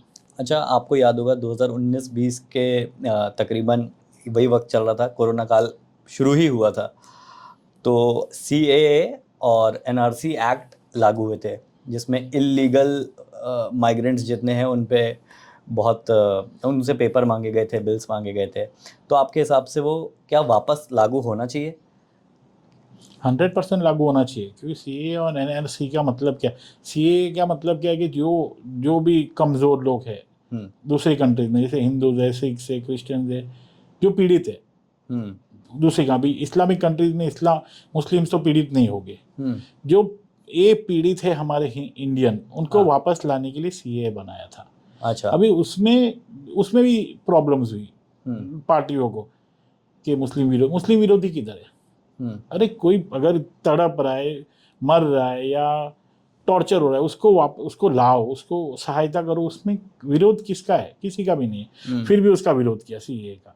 NRC क्या है कि जो लोग इलीगली घुस गए, क्योंकि मैं एक छोटा एग्जांपल देता हूँ, ये आपकी ये रूम है, उसमें एक कैपेसिटी है कि 4 लोग बैठे, 5 लोग बैठे, मगर 50 लोग को घुसा देंगे तो सब सफोकेट हो जाएंगे, मर जाएंगे, मतलब ऑक्सीजन नहीं मिलेगा, it will be a disaster. तो सेम थिंग इज हैपनिंग कि जितनी इंडिया की कैपेसिटी है उतनी उससे ज़्यादा हमारा पॉपुलेशन ऐसे बढ़ गया है, मगर इनलीगल लोग घुसते हैं तो जो टैक्स पेयर्स है या जो लीगली इधर है पैदा हुए हैं या उनके ऊपर प्रेशर आ रहा है, उनको बेटर सर्विसेज नहीं मिल रही है, जिनका वाकई अधिकार उनको नहीं मिल रहा। और जो बाहर से आ रहे कुछ लिए बिगड़, उनके पास ऑप्शंस क्या है? क्राइम करना। आज ज्यादातर क्राइम्स हो रहे हैं जी तो इलीगल लोग कर रहे, रोहिंग्यास, अब देख लो, क्राइम रिपोर्ट देख लो, या जो भी फैक्ट्स एंड डेटा है उसमें उनके जो नंबर है वो सबसे ज़्यादा है। जी तो गवर्नमेंट अगर एनआरसी लाती है या गवर्नमेंट अगर इलीगल लोगों को भगा रही है तो किसी को क्या तकलीफ है? अगर ये लोग जो एलाइट क्लास या जो ये अर्बन नक्सल्स और ये जो पढ़े लिखे लोग बोलते हैं कि नहीं भगाओ, मानवता अधिकार है ना, ऐसा ना, human rights and all that, आप लोग अपने घर में रख लो ना, आप अपनी बेटियों से शादी करा दो उनकी, हम लोग ना नहीं बोलेंगे ना, दे दो उनको, दहेज में दे दो, घर दे दो, जो आपका जायदाद है। मैं तो बोल रहा हूँ ये सोनिया गांधी का अगर कोई बेटी या कोई और है तो शादी करा दो उसके साथ आप, और दे दो जो भी जायदाद वायदाद देनी है आपको। या ये जो क्या नाम है इसका, मुलायम का बेटा अखिलेश, जी करा दो भाई शादी आप रोहिंग्या से अपनी बेटी की, हम लोग ना नहीं बोलेंगे, हम लोग खुश होंगे, चलो लीगल आपने एक दामाद तो बना। मगर आपको वो कुछ नहीं करना है, आपको एसी रूम में रहना है। और आपको प्रॉब्लम है कि इलीगल लोगों को निकाल रहे, उसमें भी आप राड़ा करते हो, रोड बंद करते हो, तकलीफ गवर्नमेंट को देते हो, आप पार्लियामेंट नहीं चलने देते हो, तो ये कब तक चलेगा? बिकॉज वो आपकी fake ID, fake voter ID, fake Aadhaar card बना के आपको वोट करेंगे। हिंदुओं को तो पता चल गया, जो हिंदू मुस्लिम या जो इंडिया में रहता है हिंदुस्तान में, उनको तो पता चल गया आपकी मोडस ऑपरेंडी, तो आपको वोट नहीं करेंगे। अभी वोट कौन करेंगे? जो इलीगल है। तो आप उनको अपीस करने के लिए बड़े बड़े कॉलोनीज बना दो। आप जाओ बैंड्रा वगैरह में देखो, सब जगह पे उत्तराखंड में आज देख लीजिए, या दिल्ली में देख लीजिए, हर जगह, वेस्ट बंगाल में देख लीजिए, आज इंडिया जल रहा है इन लोग की वजह से, इलीगल लोगों की वजह से। It should be stopped, completely stopped. Government should take strong action. और मेरा मानना है कि मोदी जी और अमित शाह जी, आप एनआरसी लागू कर दीजिए। जितने भी इलीगल लोग हैं, किसी का भी मत सुनिए, उनको लात मार के भगा दीजिए। यूएन का भी मत सुनिए या कोई दूसरी कंट्रीज का भी मत सुनिए, क्योंकि हम हमारे अधिकारों को क्यों कब करें उन लोग की वजह से? हम क्यों भुगते भाई? हम क्यों परेशान हो? जी जी हमारे बाल बच्चों का future, resources are very less. जी हाँ, जैसे इलीगल माइग्रेंट्स की जब बात हुई थी, तो इलीगल तो कोई भी धर्म का इंसान जो है बाहर से आके, बहुत सारे धर्म के बसे ही हैं, लेकिन एक तबके की आबादी में देख रहा था कि एक जो धर्म था वो कुछ ज़्यादा वायलेंट हो गया था। उसके बारे में आप क्या कहना चाहेंगे? क्योंकि लखनऊ में भी बसें जलाई जा रही थी, बहुत सारे ऐसी चीज़ें, बहुत वायलेंट हो गए थे वो लोग। उस पर क्या कहना चाहेंगे आप? जो ये पर्टिकुलर कम्युनिटी है, जो भी XYZ, कभी भी कुछ, अभी कोरोना काल में उनको इंजेक्शन देने जाते थे तो डॉक्टर्स को मार रहे थे या आर्मी वाले को मार रहे थे। हाँ, क्यों हम लोग सफ़र करें? फ्री में दवाई दे रहे हो, उनको मार रहे हो आप। बसें जला रहे हो, गवर्नमेंट प्रॉपर्टी जला रहे हो। आपको टैक्स नहीं भरना है, आपको सब्सिडी चाहिए, आपको मतलब देना कुछ नहीं और लेना ही लेना है। और आप ले रहे हो तो ठीक है, मगर आप जो इलीगल आ रहे हो उसको भी आप मेरा भाई है, मेरा भाईजान है करके करके आप क्या कर रहे हो? हाँ, मतलब eight the end of the day आपको ये कंट्री को जला के ख़त्म ही कर देना है। जैसे हालत पाकिस्तान की हो गई, आज पाकिस्तान का दूसरा नाम भिखारिस्तान हो गया है। वहाँ रोटी का भाव, आटा नहीं मिलता है, वैसे हालत कर देने हमारी भी। तो what you people want to do? देना तो कुछ है नहीं, खाली लेना है, और लेना भी ऐसा है कि जबरदस्ती लेना है। गवर्नमेंट प्रॉपर्टी या जो भी पब्लिक प्रॉपर्टी होती है किसकी है? गवर्नमेंट की है, टैक्स पेयर्स की है। उसको आप जला रहे हो और उसको आप फूक रहे हो, क्यों? नुकसान तो गवर्नमेंट का हो रहा है, पब्लिक का हो रहा है ना, जो टैक्स भरती है, जो मेहनत करती है, टैक्स भरती है, उसका नुकसान कर रहे हो ना जी। Government should take very strong action against such people. उनका घर जब्त करो, उनके खेत जब्त करो, उनके जो भी चीज़ें बेच के पैसा लो, तब उनको पता चलेगा। बिल्कुल बिल्कुल बिल्कुल बिल्कुल सही बात है। और जैसे कि आपने कहा कि आपने इतिहास से शुरू किया था कि खिलजी से जो है वो चलता आ रहा था और मुग़लों तक चलता आ रहा था। ये सवाल मैंने हमारे जो बड़े आजकल पूजनीय अनिरुद्धाचार्य बड़े वायरल हो रहे हैं, मैंने उनसे भी पूछा था कि मुग़ल ज़्यादा बुरे थे कि अंग्रेज़ ज़्यादा बुरे थे? तो ये सवाल मैं आपसे भी पूछना चाहता हूँ कि मुग़ल ज़्यादा बुरे थे या अंग्रेज़ ज़्यादा बुरे थे? किन्होंने ज़्यादा क्षति पहुँचाई भारत को? मुझे तो कांग्रेस सबसे ज़्यादा बुरी लगती है। तो आपके हिसाब से कांग्रेस ने मुग़ल और अंग्रेज़ से भी ज़्यादा क्षति पहुँचाई है? वो मुग़ल और अंग्रेज़ का दोनों का बोलते ना प्लस मिश्रण है। हाँ, मिक्सचर ये है, क्योंकि मुग़ल आए थे हम पे कब्जा करने, उन्होंने कब्जा किया, जुल्म किया, हमारे लोगों को मार दिया, बहुत मारा, हमारे मंदिर तोड़, 30,000 से करीब मंदिर तोड़ दिया। उसके बाद अंग्रेज आए, उन्होंने भी सेम हमारा जो सब कुछ लूट लिया, और लास्ट में क्या किया? फूट डाल के चले गए, डिवाइड एंड रूल। इंडिया को डिवाइड कर दिया 2 हिस्सों में जी। अभी कांग्रेस वही कर रही है, लूट रही है, और डिवाइड एंड रूल भी कर रही है। तो तो 2 दानव थे, अभी उसका एक हो गया है, महादानव, जिसका नाम है कांग्रेस। मुगल और अंग्रेज को मिला के मिला के ये बनाए कांग्रेस। कांग्रेस बनाए। जी। तो आपके जैसे करियर की शुरुआत आप शिवसेना में थे पहले, और फिर आप बीजेपी में चले गए, इसका क्या कारण था? मुख्य रूप से सबसे बड़ा कारण क्या था कि नहीं अब शिवसेना नहीं, जबकि आपने तो मुझे लगता है अपना पूरा आधा जीवन शिवसेना को दिया, आपने इतना शिवसेना आईटी सेल को क्रिएट किया और बहुत बड़ा योगदान है आपका शिवसेना में, इतना सब कुछ पूरा एक साम्राज्य वहाँ बना के और बीजेपी में शिफ्ट हो जाना कारण रहा होगा। उसका सी आई स्टार्ट फ्रॉम शिवसेना मैंने कैसे ज्वाइन की थी। हाँ 92 में जब मैं 12 साल का था, हाँ। विद इन 6th स्टैंडर्ड, तब बाबरी मस्जिद गिरी थी। ओके 6 दिसंबर को, संडे। 7 दिसंबर में सुबह स्कूल गया था। हाँ। और पूरा माहौल अफरा तफरी का था। मतलब शॉर्ट ब्रेक होती थी 11 बजे, और उधर पेरेंट्स आके रो रहे थे, बच्ची को लेने आए थे। एंड आई वाज लाइक, हम लोग पहले तो खुश हो गए कि शॉर्ट ब्रेक में स्कूल छुट्टी हो गई, हाँ जैसे नॉर्मली सब बच्चे होते। मगर जब पेरेंट्स को देखे रोते एंड डरे हुए, तो हम लोग भी डर गए कि क्या है। जी। मेरे पेरेंट्स भी आके मुझे लेके गए वापस, एंड आई जी। वाज लाइक क्या हुआ एंड ऑल दैट। हम्म। तो बोले, उन लोग ने कुछ ज़्यादा बोला नहीं, कुछ लफड़ा हुआ है, किसका लफड़ा हुआ है, क्या हुआ है, कुछ नहीं बताया। घर पे लेके गए। मगर एक चीज़ थी कि माहौल में ऐसे पता चल रहा था कि मस्जिद, बाबरी मस्जिद तोड़ी, बाबरी मस्जिद तोड़ी। तो ये 12 साल के बच्चे को क्या समझेगा। कंटिन्यू फिर 6 दिसंबर 7 दिसंबर के बाद मुंबई अनइवन रही, स्कूल बंद चालू, हम लोग खुश, छुट्टियाँ मिल रही है, हाँ छुट्टियाँ मिल रही, चलते रहा। जनवरी आ गया और राइट्स हो गए। अच्छा। हाँ, मैं जहाँ रहता हूँ वो मुस्लिम डोमिनेटेड एरिया के बहुत करीब है। ओके। और तब ऐसा हुआ कि हमारे आजू बाजू की बिल्डिंग जलाए, हमारे शॉप्स लूटे, घर लूटे। हम लोग मतलब 1-2 दिन तो बहुत डर के माहौल में था। अच्छा। Yes, and I had heard my mom, मेरी माँ ने मेरी बहन को बोला था कि एक ये हरामखोर लोग तुम्हें हाथ लगाए उसके पहले तुम मर जाना। एंड बीइंग 12 साल का बच्चा, ये सब माहौल देख के तब मुझे इतना इसका वो एक्सटेंड नहीं समझ क्या हो रहा है, मगर मुझे पता था बहुत बुरा हो रहा है। रात को और हमारे घर के आजू बाजू में जलना, पूरा बिल्डिंग जलना, या आवाज़ें आना, भाग के लोग आना, बहुत कुछ हुआ था ऐसा। एंड उसके बाद हुआ ऐसा कि 1 या 2 दिन के बाद रास्ते पे लोग आ गए। अच्छा।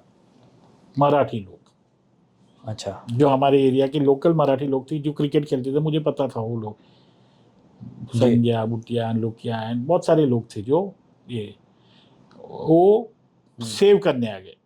और सेव करने किसने भेजा था? बाला साहब ठाकरे ने। अच्छा।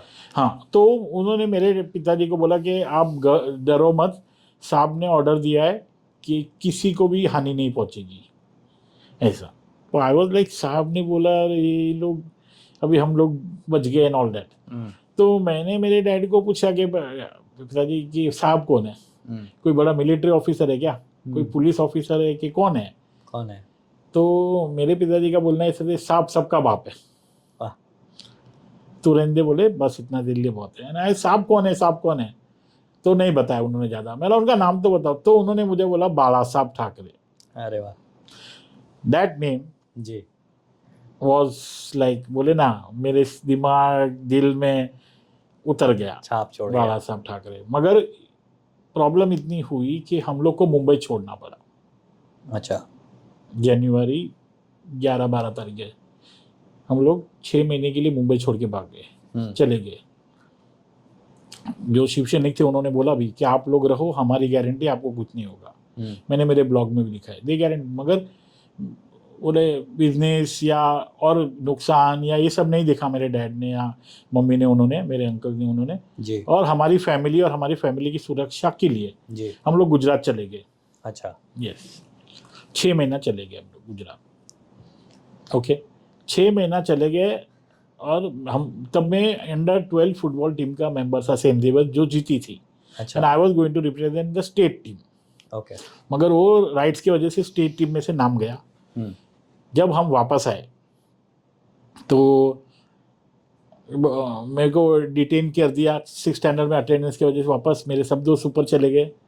स्कूल में for a particular some time मेरे को भगोड़ा भगोड़ा लोग बोले भाग गया ऐसे मस्ती भी की। बट जब मैं वापस आया तब मैं वो 12 साल का बच्चा जो गया था वो नहीं था। मैं 12 साल का बाला साहब का शिवसेना वापस आया था। तब मैंने डिसाइड कर लिया था कि I join Shiv Sena and fight for Hindu causes. तो 12 साल का शिवसेना मैंने, यू कैन से 12 साल का शिवसैनिक। बट 98 में जब मैंने स्कूल छोड़ा, फाइनल पेपर देके मैं राज साहब की सभा हुई थी चिरा बाजार में, मैं और मेरा फ्रेंड जाके वो सभा अटेंड की। और हमको बोलना नहीं आता, फिर भी हम लोग ने माइक में जाके बोला कि हम बाला साहब की शिवसेना ज्वाइन करेंगे। अच्छा। तो राज साहब ने हमको बोला माइक से थोड़ा दूर रह के बात करो, मुंह में घुस गया है माइक, ऐसे करके हंसे। तो 98 से हम लोग ने शिवसेना ज्वाइन किसने? राज साहब ठाकरे ने बोला? राज साहब ठाकरे, ही वाज हमारा BVS का चीफ दैट टाइम। ओके। चिरा बाजार में वो मीटिंग हुई थी। यू कैन, मैं जो भी बोलता हूँ यू कैन फैक्ट चेक, जी सब मिलेगा जी। फिर कंटिन्यूस ज्वाइन हो गए शिवसेना। और जी। बाला साहब के words, like see he was god for Shivsainik. जी। उन्होंने जो बोला हिंदुत्व के लड़ना है, एक चीज बैकआउट कभी नहीं करना है। दूसरी चीज, जो हिजड़े वो कांग्रेस के सामने सोनिया गांधी के सामने झुकते हैं, वो तो हमारे सर में ठोक ठोक के घुसा दिया था। क्योंकि जब भी रैली होती थी बाला साहब की, तो वो एक पर्टिकुलर सोनिया गांधी और उनको बोलते ही थे कि हिजड़े झुकेंगे नहीं, ऑल दैट। तो कांग्रेस से हमारा बोले ना पैदाइशी नफरत वाली फीलिंग है कांग्रेस के साथ जी। तो उनके साथ जाना मतलब तो मरना ही बराबर था। तो वन थिंग कि जब ये हुआ 2019 में, जो भी बीजेपी शिवसेना और ये सब लफड़ा हुआ है, आई वॉज वेरी क्वाइट, क्योंकि मुझे पता नहीं था कि क्या करना है या क्या होगा। लोग मुझे पूछते थे what is your stand, what is your stand.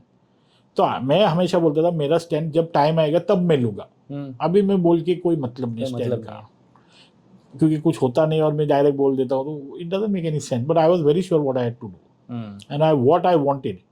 क्योंकि मेरी तब 1.5 लाख शायद से ट्वीट होगी, उसमें से 1.25 लाख ट्वीट तो मेरी राहुल गांधी के अगेंस्ट थी।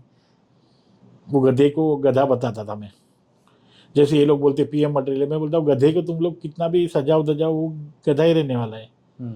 जो एक स्टेटमेंट या एक भाषण सही नहीं दे सकता, you want him to be the PM of India. क्या है, मजाक चल रहा है क्या?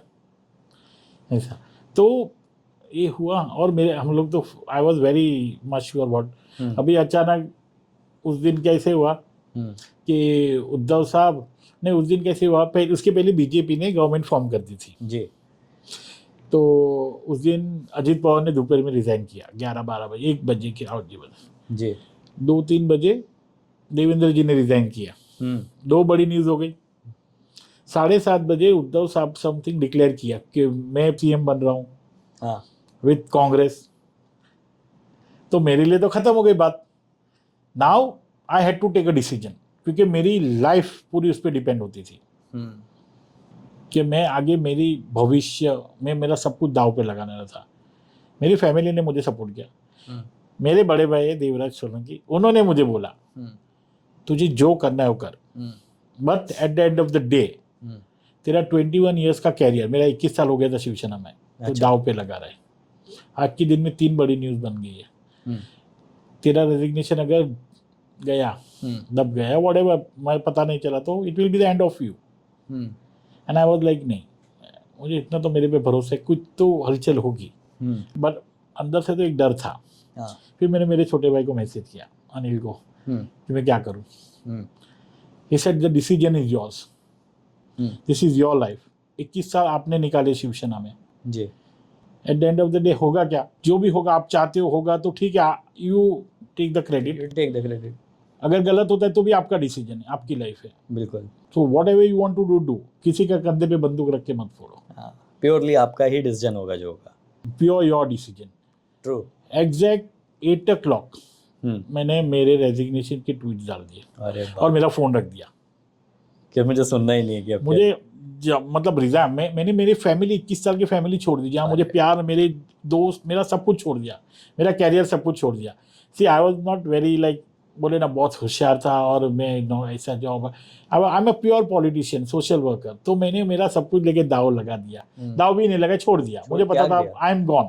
त्याग दिया आपने। मगर एक चीज़ था, मैंने हिंदुत्व से कॉम्प्रोमाइज़ नहीं कर सकता था, मैं मेरे प्रिंसिपल से कॉम्प्रोमाइज। और दूसरी चीज़, अगर मैं उस दिन अगर रिज़ाइन नहीं करता तो मैं रात को सो नहीं पाता, मुझे इतना पता था मेरी लाइफ ही ख़राब हो जाती ऐसा। और मैंने 8 o'clock रिज़ाइन करके छोड़ दिया। 8:03 I was trending in the world, oh Twitter पे, हर जगह पे। ओके। सब ने मुझे सपोर्ट कर दिया, बीजेपी ने सपोर्ट किया यार, हिंदू लोगों ने सब ने सपोर्ट किया। आई सब continuous 7 days I was trending. Because it was a big news that आपने 21 साल शिवसेना को सर्व किया एंड एक झटके में आपने इमोशनली तो आप, क्योंकि बहुत भावनाएं बिकॉज जुड़ी it was breaking point for me कि मैं मेरी फैमिली, दूसरी फैमिली को छोड़ रहा हूँ। हजारों लाखों लोग जिनके साथ मैंने 21 साल काम किया, सही बात है।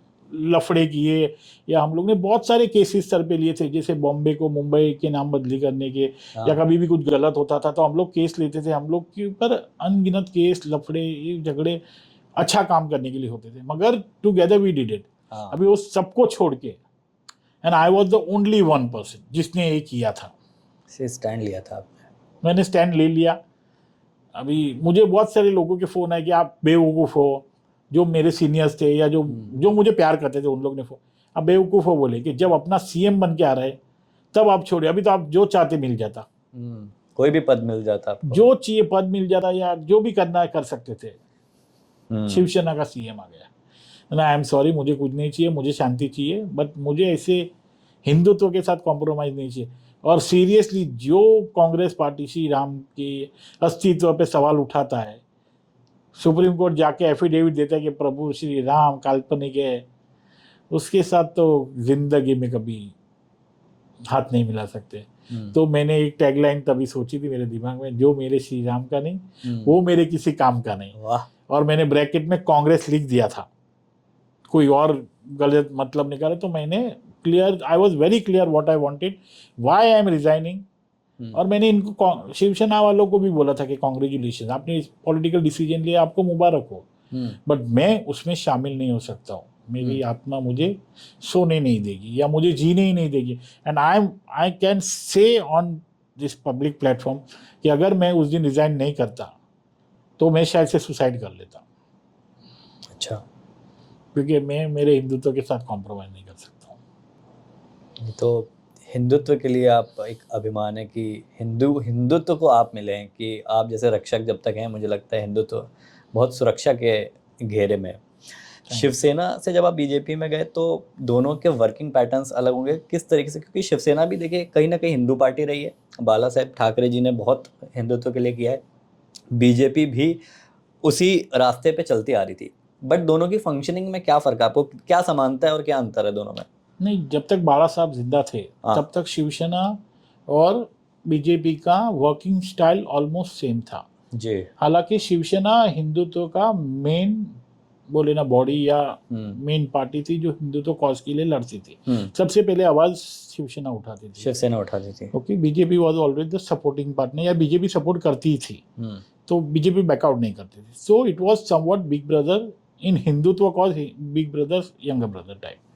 जब बाला साहब की डेथ हुई उसके बाद पार्टी की वर्किंग स्टाइल चेंज हो गई पूरी, नए लोगों ने टेक ओवर कर लिया और कहीं ना कहीं हिंदुत्व खो गया, हिंदुत्व बिल्कुल खो गया। जैसे I can give you an example कि मैंने जब हिंदुत्व के लिए केसेस लिए, मैंने नेटफ्लिक्स के अगेंस्ट में केस किया था जी।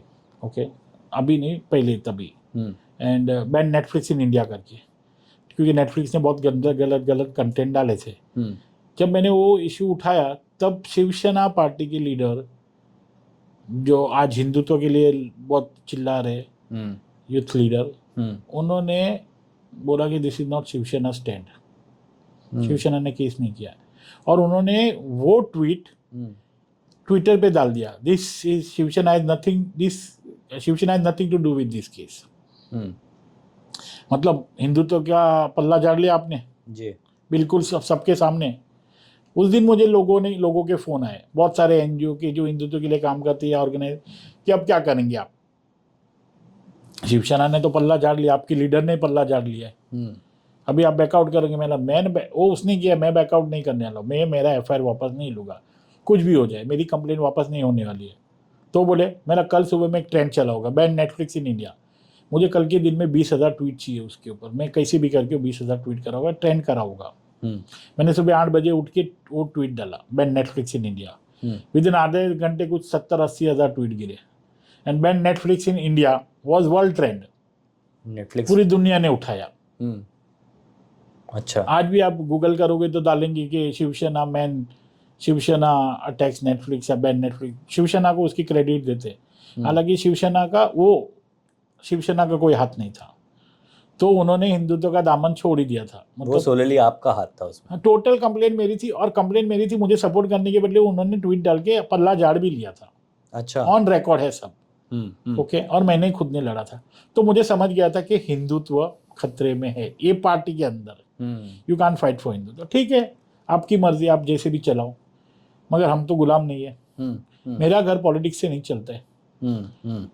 मैं पॉलिटिक्स ज्वाइन खाली हिंदुत्व के लिए किया था, बाला साहब के लिए किया था, और मेरे भगवान के लिए किया था, या मेरी देवी देवताओं के लिए किया था जी। तो जब मुझे ऐसे लगा कि कांग्रेस के साथ हाथ मिला के इन लोग ने उस सारे बाला साहब की जितने भी स्टेटमेंट्स थे या बाला साहब के आदर्श थे उस पर पानी फिरा दिया, तो उनके साथ रह के कोई मतलब ही नहीं था। तो उसी दिन मैंने ऑन द स्पॉट रिजाइन कर दिया and I started working individual. तब मैंने काम शुरू किया। तो जैसे कि बाला साहेब ठाकरे जी का एक विजन था और एकनाथ शिंदे जी का एक विजन है, तो इन दोनों के, क्योंकि उन्होंने एक समय पे मुंबई पे राज किया और एक विजन से मुंबई को चलाया, और आज एकनाथ शिंदे जी हैं वो एक विजन से चला रहे हैं, तो इन दोनों के विजन में आपको अंतर और समानता कुछ नज़र आती है? पहले तो बाला साहब जो थे एक व्यक्ति और जो इंसान थे, उनके जैसा कोई हो ही नहीं सकता है जी। हाँ, लोग उनको फॉलो कर सकते हैं जी। जैसे मैं फॉलो करता हूँ जी। एकनाथ शिंदे साहब भी फॉलो करते जी। आज नरेंद्र मोदी जी भी कल उनके लिए ट्वीट डाले थे। हाँ। देवेंद्र फडणवीस जी भी ट्वीट डाले। हाँ। जो हिंदू को प्यार करेगा, हिंदुत्व को प्यार करेगा, उसके लिए बाला साहब आदर्श रहेंगे, आदर्श रहेंगे ही रहेंगे। मगर बाला साहब ने, जैसे क्रिकेट में they can not be another Sachin Tendulkar ऐसे बाला साहब के जैसा कोई हो ही नहीं सकता है। हाँ, फॉलो करे, बहुत अच्छी बात है, क्योंकि we need leaders who follow him. Hindutva के लिए लड़े, बहुत अच्छी बात है, कर रहे तो बहुत अच्छी बात है, फॉलोइंग कर रहे तो अच्छी बात है। उन्होंने भी शिवसेना छोड़ दी 2.5 साल के बाद, क्योंकि वो सफोकेट फील कर रहे थे, या बाला साहब के आदर्श उनको याद आ गए, उनके जमीर जाके, वॉट एवर, अच्छी, बहुत अच्छी बात है। क्योंकि एक चीज होती है हमारे में जी, सुबह का बुला, कभी भी घर आए तो घर आए ना, शाम हाँ। को आए कि रात को आए, दिन में आए, जी। एनी टाइम कमिंग बैक तो इट इज गुड। भले 2.5 साल के बाद भी आए तो आए ना जी। इस चोरों की मंडली को तो दूर किया, तो I am grateful to them. Sir, अभी आपने एक बात कही कि हिंदू खतरे में है। मैं आपके मुंह से वो सुनना चाहता हूँ कि मेजर क्या क्या चीज़ें हैं जिससे हिंदुत्व खतरे में है, सो दैट हमारे जो भी दर्शक देख रहे हो, जागरूकता अगर 10% है तो वो 50% हो जाए, 50% है तो 100% हो जाए। मैं जानना चाहता हूँ कि किन किन चीज़ों से विशेष खतरा है और क्या क्या चीज़ें उनको अपने दिमाग में रखनी चाहिए। पहले तो हिंदू को सबसे बड़ा खतरा दोगले हिंदू से। अच्छा। जो खुद को, जो हिंदू पैदा हुआ, ओके, और वो उसका उद्देश्य ये है कि हिंदू को मारना और हिंदू को खत्म करना, या हिंदुत्व को खत्म कर देना। अच्छा। सबसे बड़ा खतरा उससे। जी। ओके, आस्तीन के सांप से ही खतरा है हमको। अभी एक चीज मैं आपको बता दूं कि जब हमारे वहाँ दिवाली होती है या होली होती है या कोई लक्ष्मी पूजा होती है या दुर्गा पूजा होती है, कितने दूसरे रिलीजन वाले आके हमारे वहाँ पूजा करते हैं या हमारे प्रसाद खाते हैं, क्या करते हैं? ये आप एक नंबर बोलिए, 0.0 से भी कम जो पार्टिसिपेट करते हैं। नहीं करते क्या है, अगर हमारी शोभा यात्रा निकली गणपति विसर्जन में तो उसके ऊपर पत्थर फेंकेंगे, दुर्गा विसर्जन में पत्थर फेंकेंगे, या हमारे गरबा में जाके पत्थर फेंकेंगे, हिंदुओं पे हमला करेंगे। और हमारे हिंदू क्या करेंगे, इफ्तार पार्टी में जाएंगे, टोपी पहनेंगे और सिवैया खाएंगे, या क्रिसमस में जाके वो बड़ा सा टोपी, रेड टोपी पहन के जिंगल बेल और केक खाएंगे। आप खाओ केक, ठीक है, मगर सामने क्या हो रहा है वो तो देखो आप। वो तो नहीं खा रहा है ना, वो तो नहीं खा रहा है, तो आप ऐसा नहीं बोले कि आप मत खाओ, मगर एटलीस्ट आप जागरूक तो रहो। कहीं ना कहीं आप खत्म हो रहे, एक कन्वर्जन हो रहे, जो राइज बैक कन्वर्जन, वो खतरा ही है, अस्तित्व को खतरा है। एक तबका है जो तलवार के डर से कन्वर्ट कर रहा है, और एक तबका है जो हमारी भूख से हमको डरा के कन्वर्ट कर रहा है। हो तो रहे ना कन्वर्ट, बिल्कुल। आप बताओ हमारे हिंदू में कौन से कन्वर्ट कर रहे। फिर लोगों से खतरा है जो फैक्ट्स और सच्चाई से आंख बंद कर लेते, जैसे लव जिहाद। हम्म, पूरी दुनिया में लव जिहाद, मतलब लव जिहाद जो है इंडिया में प्रॉब्लम है, हिंदू लड़की को फंसाना। और हिंदू लड़की का लास्ट में क्या होता है, या तो फ्रिज में कटी हुई मिलती है या तो बैग में मिलती है। ओके, ये हो गया, या तो किधर आधी जली हुई कि एक्स वाई जेड, बट उसको मानने को तैयार नहीं है लोग, एक्सेप्ट नहीं कर रहे। प्यार, ये कौन सा प्यार है कि एक लड़की के 36 टुकड़े करो आप और उसको फ्रिज में सजा के रखो? This is love, this is not love. आप लड़की को प्यार करो, फंसाओ, उसको कन्वर्ट करो, बच्चे पैदा करो और उसको मार दो। This is not love. तो ये जो कर रहे हो वो भी हमारे लिए खतरा है। हाँ। और जो ये हो रहा है उसको आप जो एक्सेप्ट नहीं कर रहे या जिसको डिनाई कर रहे, शतुरमुर्ग बन रहे, ऑस्ट्रिच, वो लोग भी खतरा है, सबसे बड़ा खतरा है। इस खतरे से सर कैसे क्या सावधानी बरतनी चाहिए एक हिंदू को?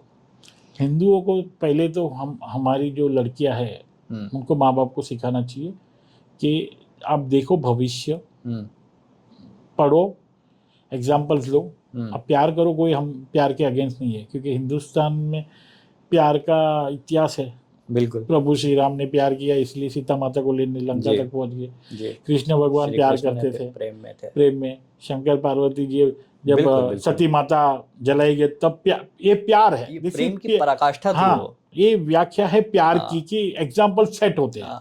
कि उनके जब पत्नी का देहांत होता है शंकर भगवान की, तो वो इतने वियोग के, इतने गम में चले गए, इतने दुख में थे, 52 शक्तिपीठ बने। कितना इससे बड़ा प्रेम का उदाहरण नहीं हो सकता। प्रेम वो है, आप खुद प्रेमी अपनी, मतलब हम लोग इधर ऐसा बोलते हैं कि चींटी को मारने या किसी चीज को, किसी को हर्ट करने, नॉर्मली हर्ट करने से डरते हैं। वो आप बोलते कि मैं प्यार कर रहा हूँ लड़की को, उसको टुकड़े करके और उसको फ्रिज में सजाते हो, वो भी आप शेफ, मास्टर शेफ, और उसके अच्छे अच्छे पीस बनाते हो। And this is love, and then you say there is no love jihad. तो एक खतरा नहीं तो क्या है, ये खतरा है। और बचना ऐसा है कि एक्सेप्ट करना पड़ेगा पेरेंट्स को। हम इवन जो पेरेंट्स नहीं है, सब लोगों को एक्सेप्ट करना पड़ेगा। At the last the society have to accept कि हो रहा है। अगर बीमार है तो हमको एक्सेप्ट करना पड़ेगा, बीमार है और इसकी ये बीमारी है, उसका इलाज करेगी, तब बीमारी का इलाज होता है। एक्सेप्ट ही नहीं करे और बोले नहीं तंदुरुस्त है, घूमो फिरो, जब तक मर जाए, जल जाए, खत्म हो जाए, तब तक एक्सेप्ट ही नहीं करना है, तो फिर कुछ हो नहीं सकता है। तो फर्स्ट थिंग इज एक्सेप्टेंस। गलत हो रहा है, अगर हिंदू गलत कर रहा है तो भी आप, वो गलत है, मुस्लिम कर रहा है तो भी गलत है, क्रिश्चियन कर रहा है तो भी गलत है, सिख कर रहा है तो भी गलत है। गलत जो भी कर रहा है वो गलत है, एक्सेप्ट करना सीख लीजिए। जी, अच्छा, इतना कन्वर्ट कराया है, मतलब एक टाइम था कि एक रिपोर्टर है, उन्होंने खुद भी एडमिट किया था कि मैं पहले हिंदू थी और हमारे जो पूर्वज थे उनको तलवार की नोक पे कन्वर्ट कराया गया था। घर वापसी के लिए सर आप कोई कदम उठाते हैं? नहीं, अभी तक तो मैंने इसमें सोचा, वो बोलते हैं ना सबसे ज्यादा खतरा किससे है? जो तलवार के डर पे सलवार पहन लिया ना, उन लोगों से। जो तलवार के डर से सलवार पहन ले, जी, वो आके हमको नसीहत देते या सिखाते हैं, तो वो नहीं लेनी चाहिए। जी, हमारे पूर्वज थे जो तलवार से हमारे गले कट गए थे, मगर हम लोग ने कन्वर्ट नहीं किया था। हम हमारे धर्म के लिए जीते। ना हम किसी को चोट पहुंचाना चाहते, ना हमको चोट पहुंचाओ जी। मगर कन्वर्जन का ऐसा है कि गवर्नमेंट, स्टेट गवर्नमेंट, जो हमारे एनजीओ है या जो हमारे ऑर्गेनाइजेशन है, जैसे आरएसएस है, जैसे इस्कॉन है, या बड़े बड़े ऑर्गेनाइजेशन है जो वर्ल्ड लेवल पे काम करते हैं, उनको कुछ ना कुछ स्टेप लेना पड़ेगा जी। क्योंकि आप कन्वर्ट, गलत तरीके से कन्वर्ट कर रहे हो, वो एक क्राइम ही है। हमारे संविधान में भी वो क्राइम ही माना जाता है कि आप फोर्सफुली, आप किसी को फोर्सफुली कन्वर्जन, कल्चर को फॉलो नहीं करना। हाँ, फोर्सफुली कन्वर्जन या चीटिंग करके कन्वर्जन, या किसी को फुसला के या बहला के, वो भी गलत ही है। तो it should be stop, but बड़े पैमाने पे होना चाहिए। वो एक मेरे एक से या एक आपसे, बोले ना, एक से स्टार्ट होता है, मगर हम हमारे से जितना भी होता है अवेयरनेस फैलाना या जो भी हम लोग करते ही है, but it has to be a big step, बड़ा स्टेप होना पड़ेगा। जी, जी।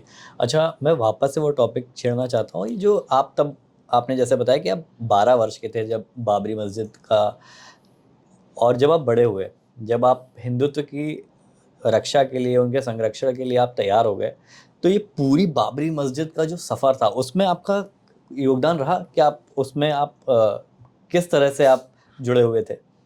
मतलब 12 साल का बच्चा अगर जुड़ जाता है हिंदुत्व से तो नहीं, उस टाइम पे नहीं, मतलब अभी तो देखिए बाबरी मस्जिद अब जाके जो है फैसला आया है, हाँ अभी कुछ ही साल हुए, 1-2 साल हुए। तो उस दौरान बीच में ऐसा आपने कोई आंदोलन या कुछ एक ऐसी आपने कोई स्टेप उठाया है बाबरी नहीं, मस्जिद मतलब के लिए? पर्सनली ऐसे कोई स्टेप किसी ने नहीं, क्योंकि ये जो मैटर था सुप्रीम कोर्ट में चला गया। सुप्रीम कोर्ट में चले गया था। हाँ। ओके, तो उसमें कोई कोई ज्यादा कुछ कुछ चाह कर के नहीं भी सकता। कर नहीं हाँ, सकता एक था। चीज था कि हम दिल से, और we always use to try to bring this issue up, government के पास जाते थे, या हमारे लोग जब अयोध्या जाते तो हम लोग उनकी सेवा करते थे, या उनको भेजने की सब प्रक्रिया करते थे, या जो भी, जब हमारे प्रभु श्री राम तंबू में थे 500 साल, हाँ। तो हम लोग इतने मतलब अंदर से मर ही रहे थे, ऐसा हाँ। नहीं था कि हम लोग बहुत खुश थे। हाँ। तो वो एक प्रोसेस था ही, but at end of the day क्या था कि वो कोर्ट में चले गया था, हाँ, सुप्रीम कोर्ट में सुप्रीम कोर्ट में था, तो जो गया। फैसला आता वो सबको मानना पड़ता। जो सच था वो जी। सामने आने ही वाला था। हमको पता था कि प्रभु श्री राम का जन्म स्थल है हम्म। तो आने ही वाला है, मगर उसके लिए वेट और फाइट लंबी चली।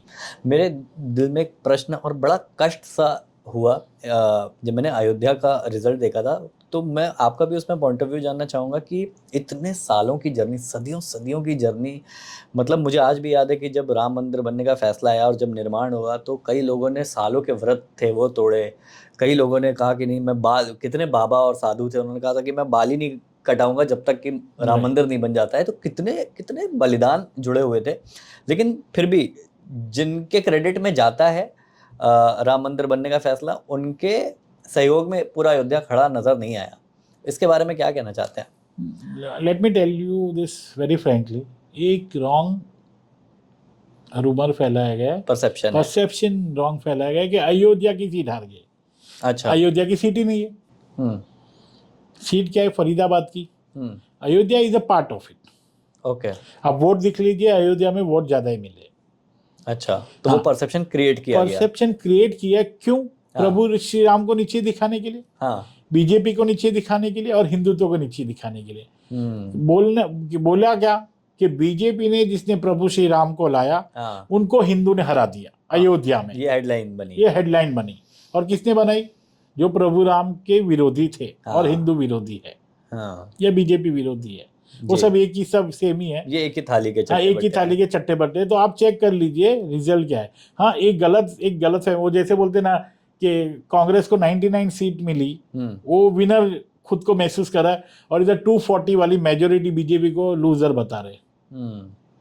ये तो परसेप्शन क्रिएट करने का क्रिएट शायद कर तरीका रहे है। हो जी। ओके, लोगों के दिमाग में डालना है, मगर जो फैक्ट है वो फैक्ट ही रहने वाला है। जी।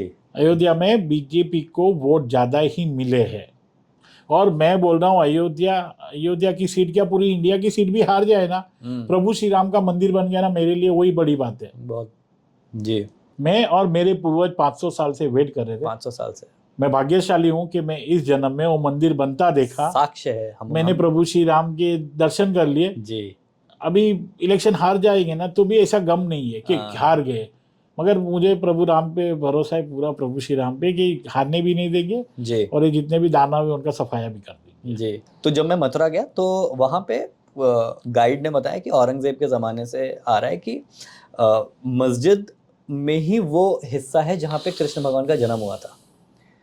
ये हिस्सा हिंदुओं के पास ही नहीं है, जो जहाँ पे जा रहे हैं, जिनके लिए जा रहे हैं, दर्शन करने जा रहे हैं। एक होता है ना कि एक स्पॉट है, भाई हम यहाँ पे कभी कृष्ण भगवान ने जन्म लिया था, ये हमारे लिए पूजनीय स्थल है, लेकिन वो हिस्सा ओपन ही नहीं है हिंदुओं के लिए। तो उसके लिए क्या आप लोग कोई स्टेप उठाते हैं? क्योंकि ये बहुत बड़ा मुद्दा है। राम और कृष्ण हमारे ईश्वर हैं। राम भगवान को शायद समर्थकों ने, भक्तों ने मिल के जो न्याय दिलवाया उनकी प्रतिमा को। मथुरा के लिए कोई स्टेप है आप लोगों के विजन में? हिंदुओं की 3 मेन धर्म, मतलब ऐसे तो सारे धर्म ऐसे तो सारे है, मगर जिसके ऊपर कब्जा किया, इन्वेड किया था, अयोध्या, हाँ, काशी विश्वनाथ, हाँ, और मथुरा। हाँ, अयोध्या आ गई, हाँ, काशी मथुरा बाकी है। अयोध्या तो जाके, काशी मथुरा बाकी है। और हिंदू का बच्चा जब तक जिएगा तब तक ये लड़ाई चलती रहेगी, और हम लोग लीगली लड़ रहे हैं। आज ऐसे आप बोल सकते कि अगर चाहे तो हिंदू फोर्सफुली भी जैसे उन्होंने कब्जा किया और तोड़ फोड़ की और कर सकते, हिंदू भी कर सकता है आज की तारीख में, मगर नहीं करती, क्योंकि हिंदू लॉ अबाइडिंग सिटीजन है, विश्वास रखते कानून में, संविधान में, इसके लिए लीगली लड़ रहे, और हम लोग उसके लिए पूरे तैयार है, लड़ते रहेंगे, और सत्य की जीत होती है। अब सत्य को परेशान कर सकते, पराजित नहीं कर सकते। बहुत अच्छी बात है। क्योंकि हमारे श्री कृष्ण जी पैदा तो कारावास में हुए थे, हाँ मगर कंस को मारने तो बाहर आए। हाँ कंस ने कितना भी कर लिया, eight the end of the day Shri Krishna को ही पूछते, कंस को तो नहीं पूछते। जी वैसे ही श्री कृष्ण वापस आएंगे जी और अपना घर लेंगे, जी। और आप और मैं अगर भाग्यशाली हुए तो इसी जन्म तो में वापस इसी दर्शन जन्म कर, में हम जैसे अयोध्या के दर्शन बिल्कुल हुए। बिल्कुल, क्योंकि श्री मुझे राम के। मतलब अपार्ट फ्रॉम हिंदू मुस्लिम जो मेरी कृष्ण भक्ति है, मुझे कभी कभी लगता है नहीं, मुझे उस जगह पे जाके मुझे माथा टेकना था, लेकिन वो मैं नहीं कर पा रहा हूँ क्योंकि वो लीगल इश्यूज में फंसा लीगल है। इश्यू में फंसा है, तो मगर एक हिंदू होने के कारण आप जाके माथा नहीं टेकते हो। हाँ, अगर आप फोर्सफुली जाके करो तो आपको जेल में भी डाल देंगे, मगर आपको लॉ नहीं तोड़ना है, लॉ नहीं तोड़ना है, लॉ बिल्कुल नहीं बिल्कुल। तोड़ना है। ऐसा नहीं कि आप तो डरते मुझे हुए वही हैं। लग रहा था, मैंने कहा कि औरंगजेब, जब लोग बोलते हैं भाईचारा, हाँ भाईचारा, हाँ तो आप भाईचारा, हम भी भाई है हाँ ना, तो हमारी हाँ भावना को हाँ मध्य नजर बना के 2 मंदिर है, हमको दे दो भाई भाईचारे में, जी जल्दी से जल्दी, जी। तो जाके हम लोग हमारे दर्शन करें प्रभु के। हम्म। मगर नहीं करेंगे, लड़ेंगे, केस चलाएंगे, हाँ, तो कहाँ है भाईचारा? हम्म, खाली भाई को चारा बनाना है इन लोग को, देयर इज नो भाईचारा भाई एट को ऑल। चारा बनाना, बहुत अच्छी बात कही आपने। अच्छा, आप क्योंकि आईटी सेल है ना, और साक्षात हमारे सामने आईटी सेल ही बैठे हैं, एक प्रश्न मेरे दिमाग में ये है कि सोशल मीडिया कितना इम्पैक्ट कर रहा है पॉलिटिक्स को। जैसे बड़ी र्यूमर है कि सच्चाई है, वो तो शायद ईश्वर ही जाने, लेकिन ध्रुव राठी के जो वीडियोस चले उसकी वजह से लोगों ने बोला कि शायद इस बार सीट्स थोड़ी गिरी। क्या ये सच है कि क्या सोशल मीडिया और यूट्यूब और ध्रुव राठी जैसे क्रिएटर्स इतना बड़ा इम्पैक्ट क्रिएट कर रहे हैं कि सीट्स गिर जा रही हैं?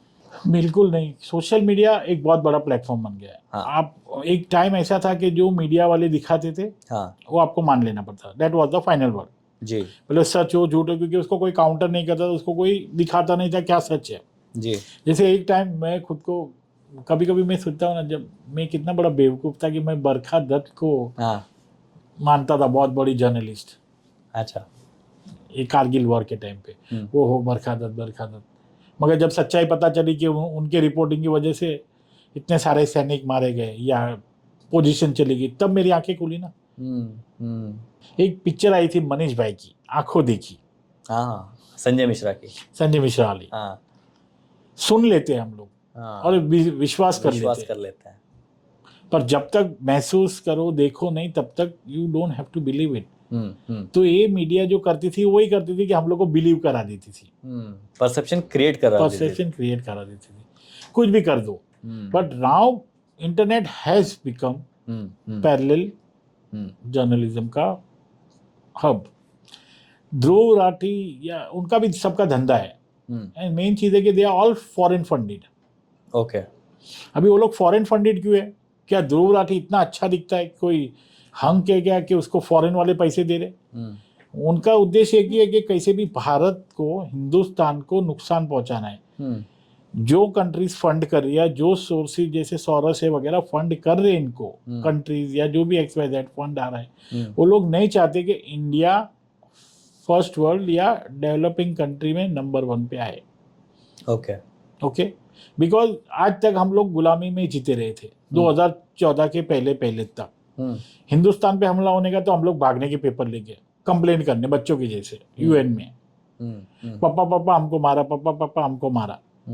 गुजरात से मोदी जी आए, एक गुजराती आया, एक गुजराती गांधी जी भी आए थे, उन्होंने शांति का पाठ पढ़ाया।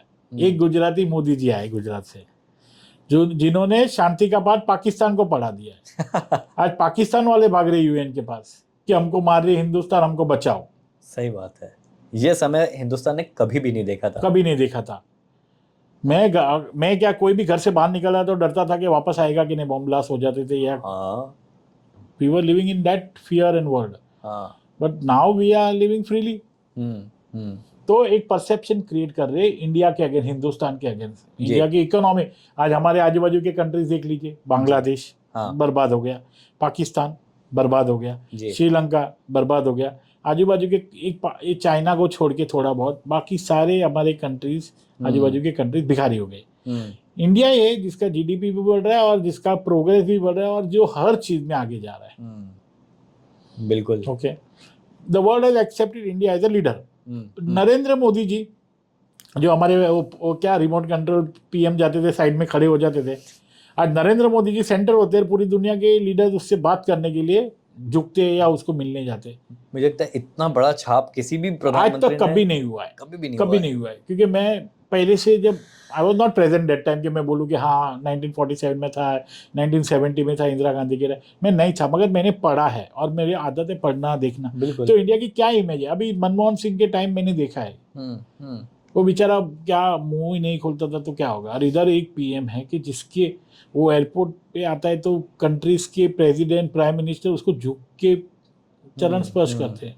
What image we have. आज इंडिया सेंटर है वर्ल्ड का, हर चीज में। अगर वॉर हो रहा है तो नरेंद्र मोदी जी बोलेंगे तो वॉर रुक जाएगी, नरेंद्र मोदी जी ऐसा करेंगे। नरेंद्र मोदी जी नहीं, इंडिया और जो नरेंद्र मोदी जी से नफरत करते हैं वो लोग इंडिया को नफरत करते हैं, क्योंकि India and Narendra Modi is one and the same. आज he is the PM of India, तो उसको नफरत करके कोई, वो खुद के घर के लिए तो कुछ नहीं कर रहे, जो भी कर रहे देश के लिए कर रहे। बिल्कुल।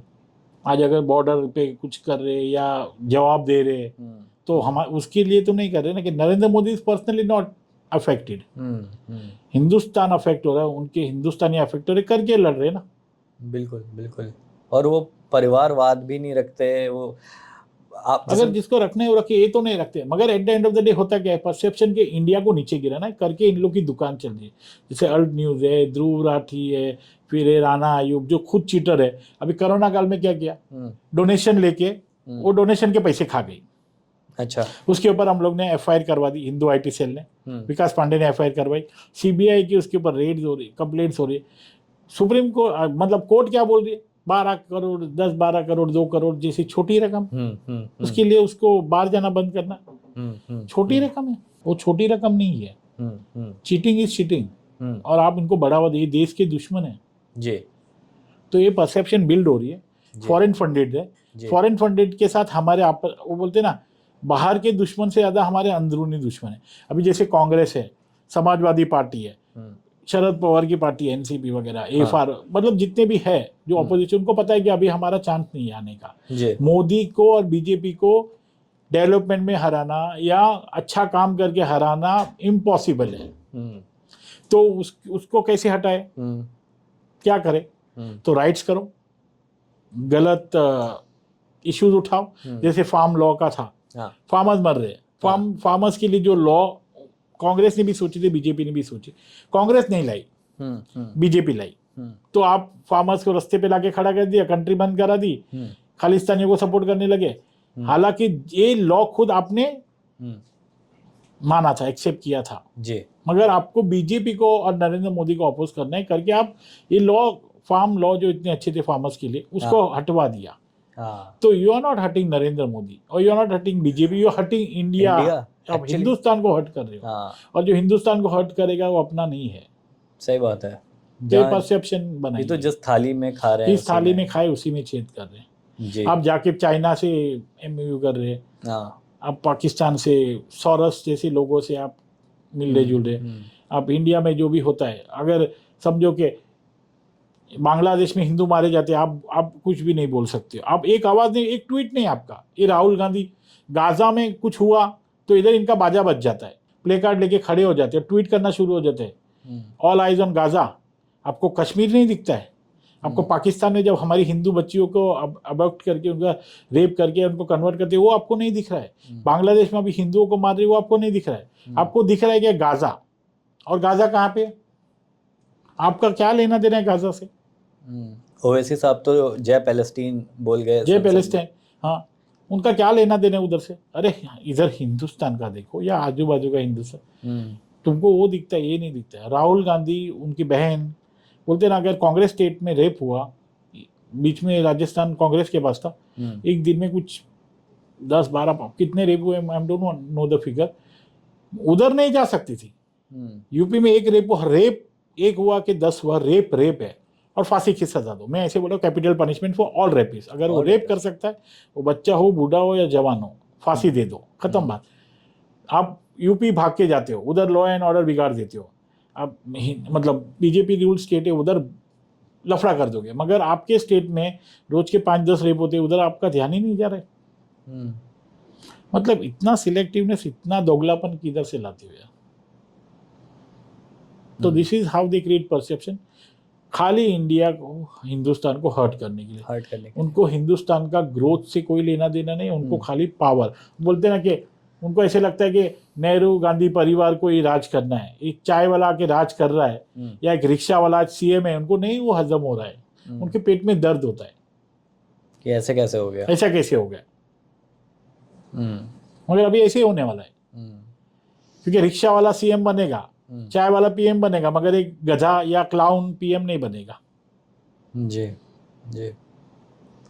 नरेंद्र मोदी जी के अलावा आपको किस में सामर्थ्य नजर आता है प्रधानमंत्री के पद? अगर आपको बीजेपी में, क्यों मुझे लगता है आप बीजेपी में ही किसी का नाम लेंगे, बाकी पार्टी का तो नाम नहीं लेंगे, किसको लगता है कि वो प्रधानमंत्री बन सकता है? अगर आपको लगता है आप भी बन सकते हो तो आप अपना नाम भी ले सकते हैं। नहीं, see at the end of the day क्या बोलते हैं, मेरा एक इंटरव्यू हुआ था 3-4 साल पहले जी, what is your goal in politics. जी, तो मैंने बोला I want to be the PM of India. Okay. तो जो इंटरव्यू लिया उन्होंने हंसा, बोले यस पीएम बनना है आपको। मैंने हाँ पीएम बनना है जी। बोले आप बेझिझक बोल रहे? हाँ मेरा बेझिझक बोल रहा। मेरा मैं आपको क्लेरिफाई करूँ, अगर आप कोई क्रिकेटर को पूछो कि व्हाट इज योर गोल, बोलेगा वर्ल्ड कप जीतना है। कोई एथलीट को पूछो, बोलेगा ओलंपिक जीतना है। सही बात है। कोई एक्टर को पूछो, बोलेगा ऑस्कर जीतना है। करेक्ट है। जर्नलिस्ट को पूछो क्या करना है, मैं किसे, ये वो सबका एक गोल है। तो अगर पॉलिटिशियन को पूछोगे क्या गोल है, तो भाई पीएम बनना है। भले लास्ट में मैं नगर सेवक बनूं या उसके भी मैं कोई चपरासी बनूं या जो भी, वो तो मेरी कैपेबिलिटी और मेरे नसीब पे जो बनूंगा वो बनूंगा, मगर गोल तो रखूं ना। ऐसा थोड़ी कि मैं एक दिन पार्षद बनूंगा, अरे नहीं, गोल तो पीएम का ही है ना भाई। जब बाकी लोग रख सकते तो क्यों नहीं। हाँ सही बात है। नरेंद्र मोदी जी जब चाय बेच रहे थे तब उनका गोल पीएम बनने का नहीं था, but he had the capability. वो इंसान था पीएम बनने के लायक और बना और बने। He has set an example कि चाय बेचने वाला पीएम बन सकता है। आज एकनाथ शिंदे जी का मैंने 2 दिन से वो मूवी देख रहा था धर्मवीर, अगर रिक्शे चलाने वाला सीएम बन सकता है तो हम क्यों नहीं बन सकते। कितने बड़े एग्जाम्पल्स इन लोगों ने सेट किए ना। कोई परिवार में था नहीं पॉलिटिक्स में, और एकनाथ शिंदे जी हो या नरेंद्र मोदी जी हो, मतलब ये लोग, मेरे परिवार में भी कोई पॉलिटिक्स में नहीं था। आपके, मैं पॉलिटिक्स में आया हूँ और मेरे को काम करना है और मैं काम करते रहूंगा, बट उसकी मुझे रिजल्ट आज नहीं मिल रहे, कल नहीं मिले, मिलेगी। मुझे लगता है बीजेपी एकलौती ऐसी पार्टी है जो परिवारवाद में है ही नहीं। योगी आदित्यनाथ से लेके और आप से लेके और नरेंद्र मोदी जी, एकनाथ शिंदे जी, ऐसे मतलब मुझे लगता है उदाहरण भरे हुए हैं इस पार्टी में। नहीं, बीजेपी ऐसी पार्टी है कि जो सबको चांस देती है। हाँ। आज आप देख लीजिए सीएम, जो नामचीन सीएम्स थे हर स्टेट के, उनको इज्जत से उनका टर्म खत्म होने पे आज जो सीएम है उनको किसी ने सोचा ही नहीं था कि ये सीएम हो गया। बीजेपी इज ओनली पार्टी जहाँ फेवरिज्म मेरे को नहीं लग रहा है हो रहा है। सीएम जैसे गुजरात के सीएम है भूपेंद्र, किसी ने नहीं सोचा था, उनको लाया। He doing fabulous work. Madhya Pradesh में, अब राजस्थान में देखिए, किसी ने सोचा ही नहीं होगा। एक टाइम था कि मीरा राडिया और बरखा दत्त फोन पे बात करके बोलती इसको आप पोर्टफोलियो दे दो, इसको मिनिस्टर बना दो, इसको ये कर दो, उसको वो कर दो। आज बीजेपी क्या कर रहे हैं ना, खुद बीजेपी वालों को भी नहीं मालूम है। खाली जो डिसीजन लेते हैं या जो टीम होती है उनको ही पता होता है। बाकी जो ये वो बोलते हैं ना pimps and Dalal parties all गायब। तो जैसे आपने बोला आपका गोल पीएम बनने का है, तो अगर बन गए तो क्या है पहला कदम, किसका सफाया होना है हिंदुस्तान से, हम तो ये जानना बाला चाहते हैं। साहब ने बोला था अगर मुझे एक दिन का पीएम बनाओ तो ये बॉर्डर के इश्यू सारे सॉल्व कर दूंगा। वाह। मैं हिंदुस्तान को सुरक्षित कर दूंगा। तो पाकिस्तान पे कब्जा कर लेंगे आप, छोटे शब्दों में अगर हम कह सकें, क्योंकि बॉर्डर हमने खत्म कर दिया तो वो हमारा है। नहीं, पाकिस्तान पे कब्जा करना मेरा गोल नहीं है, पीओके जो हमारा है। अच्छा, उतना पोर्शन। हाँ, अगर पूरा पाकिस्तान आना चाहता है तो मोस्ट वेलकम, हिंदुस्तान बन जाइए, नो डिनाइंग, मगर पीओके जो हमारा है वो हमको मिलना चाहिए। जो नेहरू जी की गलती से चाइना वाले थोड़ा हिस्सा ले गए हमारा, वो वापस लूँगा, बॉर्डर सील कर दूंगा, हाँ, ताकि जो टैक्स पेयर है, जो भारत के सिटीजन है, उनको तकलीफ ना पहुंचे। एंड यूसीसी एक लॉ है जो मुझे लगता है आना चाहिए, सबके लिए समानता, किसी को फेवरेटिज्म नहीं, सबको एक समान रखो, वन जी। Law for all. जी, ये जैसे 3 तलाक का भी था, मोदी जी ने वो ख़त्म किया, और काफ़ी महिलाएं, मुझे लगता है इस्लाम में भी बहुत सारी महिलाएं मोदी जी के समर्थन में थी कि नहीं, 3 तलाक किया। तो अभी इक्वलिटी आने में आपके हिसाब से कितना समय है? क्योंकि एक तबके की जो कम्युनिटी है, मुझे लगता है उनके अपने कुछ लॉज जो अभी भी हैं, तो ये वन लॉ वन नेशन, ये कब तक आ सकता है, कैसे आ सकता है, थोड़ा इसके बारे में बताएंगे आप? वन यूसीसी मतलब सबके लिए एक वन सबके लॉ, लिए एक लॉ। ठीक है, मगर उसमें दिक्कत ये है कि सिटीजन्स को ये एक्सेप्ट करने के पहले बाकी सारी पार्टियों को एक्सेप्ट करना पड़ेगा कि हमको अपीजमेंट छोड़ना पड़ेगा, वोट बैंक पॉलिटिक्स छोड़ना पड़ेगा। अगर हमारे में दम है तो हमको जिता के लाएंगे, अपीजमेंट छोड़ दीजिए तो यूसीसी लग जाएगा अपने आप। जब सारी पार्टीज है, अगर ऐसा सोचे, बीजेपी एक पार्टी अच्छा लॉ लाने की कोशिश कर रही है, सोच रही है, हाँ उसके साथ में दल है दूसरे भी सपोर्टिंग, मगर जो अपोजिशन वाले हैं वो बीजेपी कुछ भी करेंगे। आज नरेंद्र मोदी बोलेंगे कि चप्पल में जहर लगाए मत चाटना, तो ऑपोजिशन वाले वो चप्पल चाट लेंगे और सारे के सारे मर जाएंगे। मतलब मोदी जी कुछ बोले या बीजेपी कुछ बोले, उसका ऑपोजिट करना ही करना है। ऑपोजिट कर कुछ भी बोले ऑक्सीजन जरूरी है तो बोले सांस लेना बंद कर देंगे लोग, और सारे मर जाएंगे। मैं तो मोदी जी को रिक्वेस्ट करता हूँ कि ऐसा कुछ स्टेटमेंट ताकि सारे आस्तीन के साथ मर जाए एक साथ। क्या आप बोल ही दीजिए कि सबको बोल ऑक्सीजन दीजिए, लेना है, हाँ, ताकि ऑपोजिशन लेना बंद कर या दे। ऑक्सीजन जो है वो हिंदू देवता की देन है, ऐसा बोलते, वरुण देव की या किसकी, हाँ। तो ये मुंह बंद करके बैठ जाए और सब मर जाए। ठीक है। No, jokes apart, but these people are literally not targeting Narendra Modi. They are targeting Hindustan. The growth, they are targeting the growth. उनको नहीं दिख, उनको वो चाहिए नहीं कि Hindustan developing country, first country बने। अपनी आस्तीन में सांप अपने का आस्तीन काम कर में रहे सांप हैं। बहुत है। सर, एक बहुत मशहूर ऐप था टिकटॉक, चाइना का ऐप था ये, उसको आपने बैन कराया है, कैसे कराया, क्या किस्सा है, हमको बताइए सर। मैंने बैन करा है वो तो नहीं बोल सकते, मगर मेरा बहुत बड़ा हाथ है टिकटॉक बैन करने में।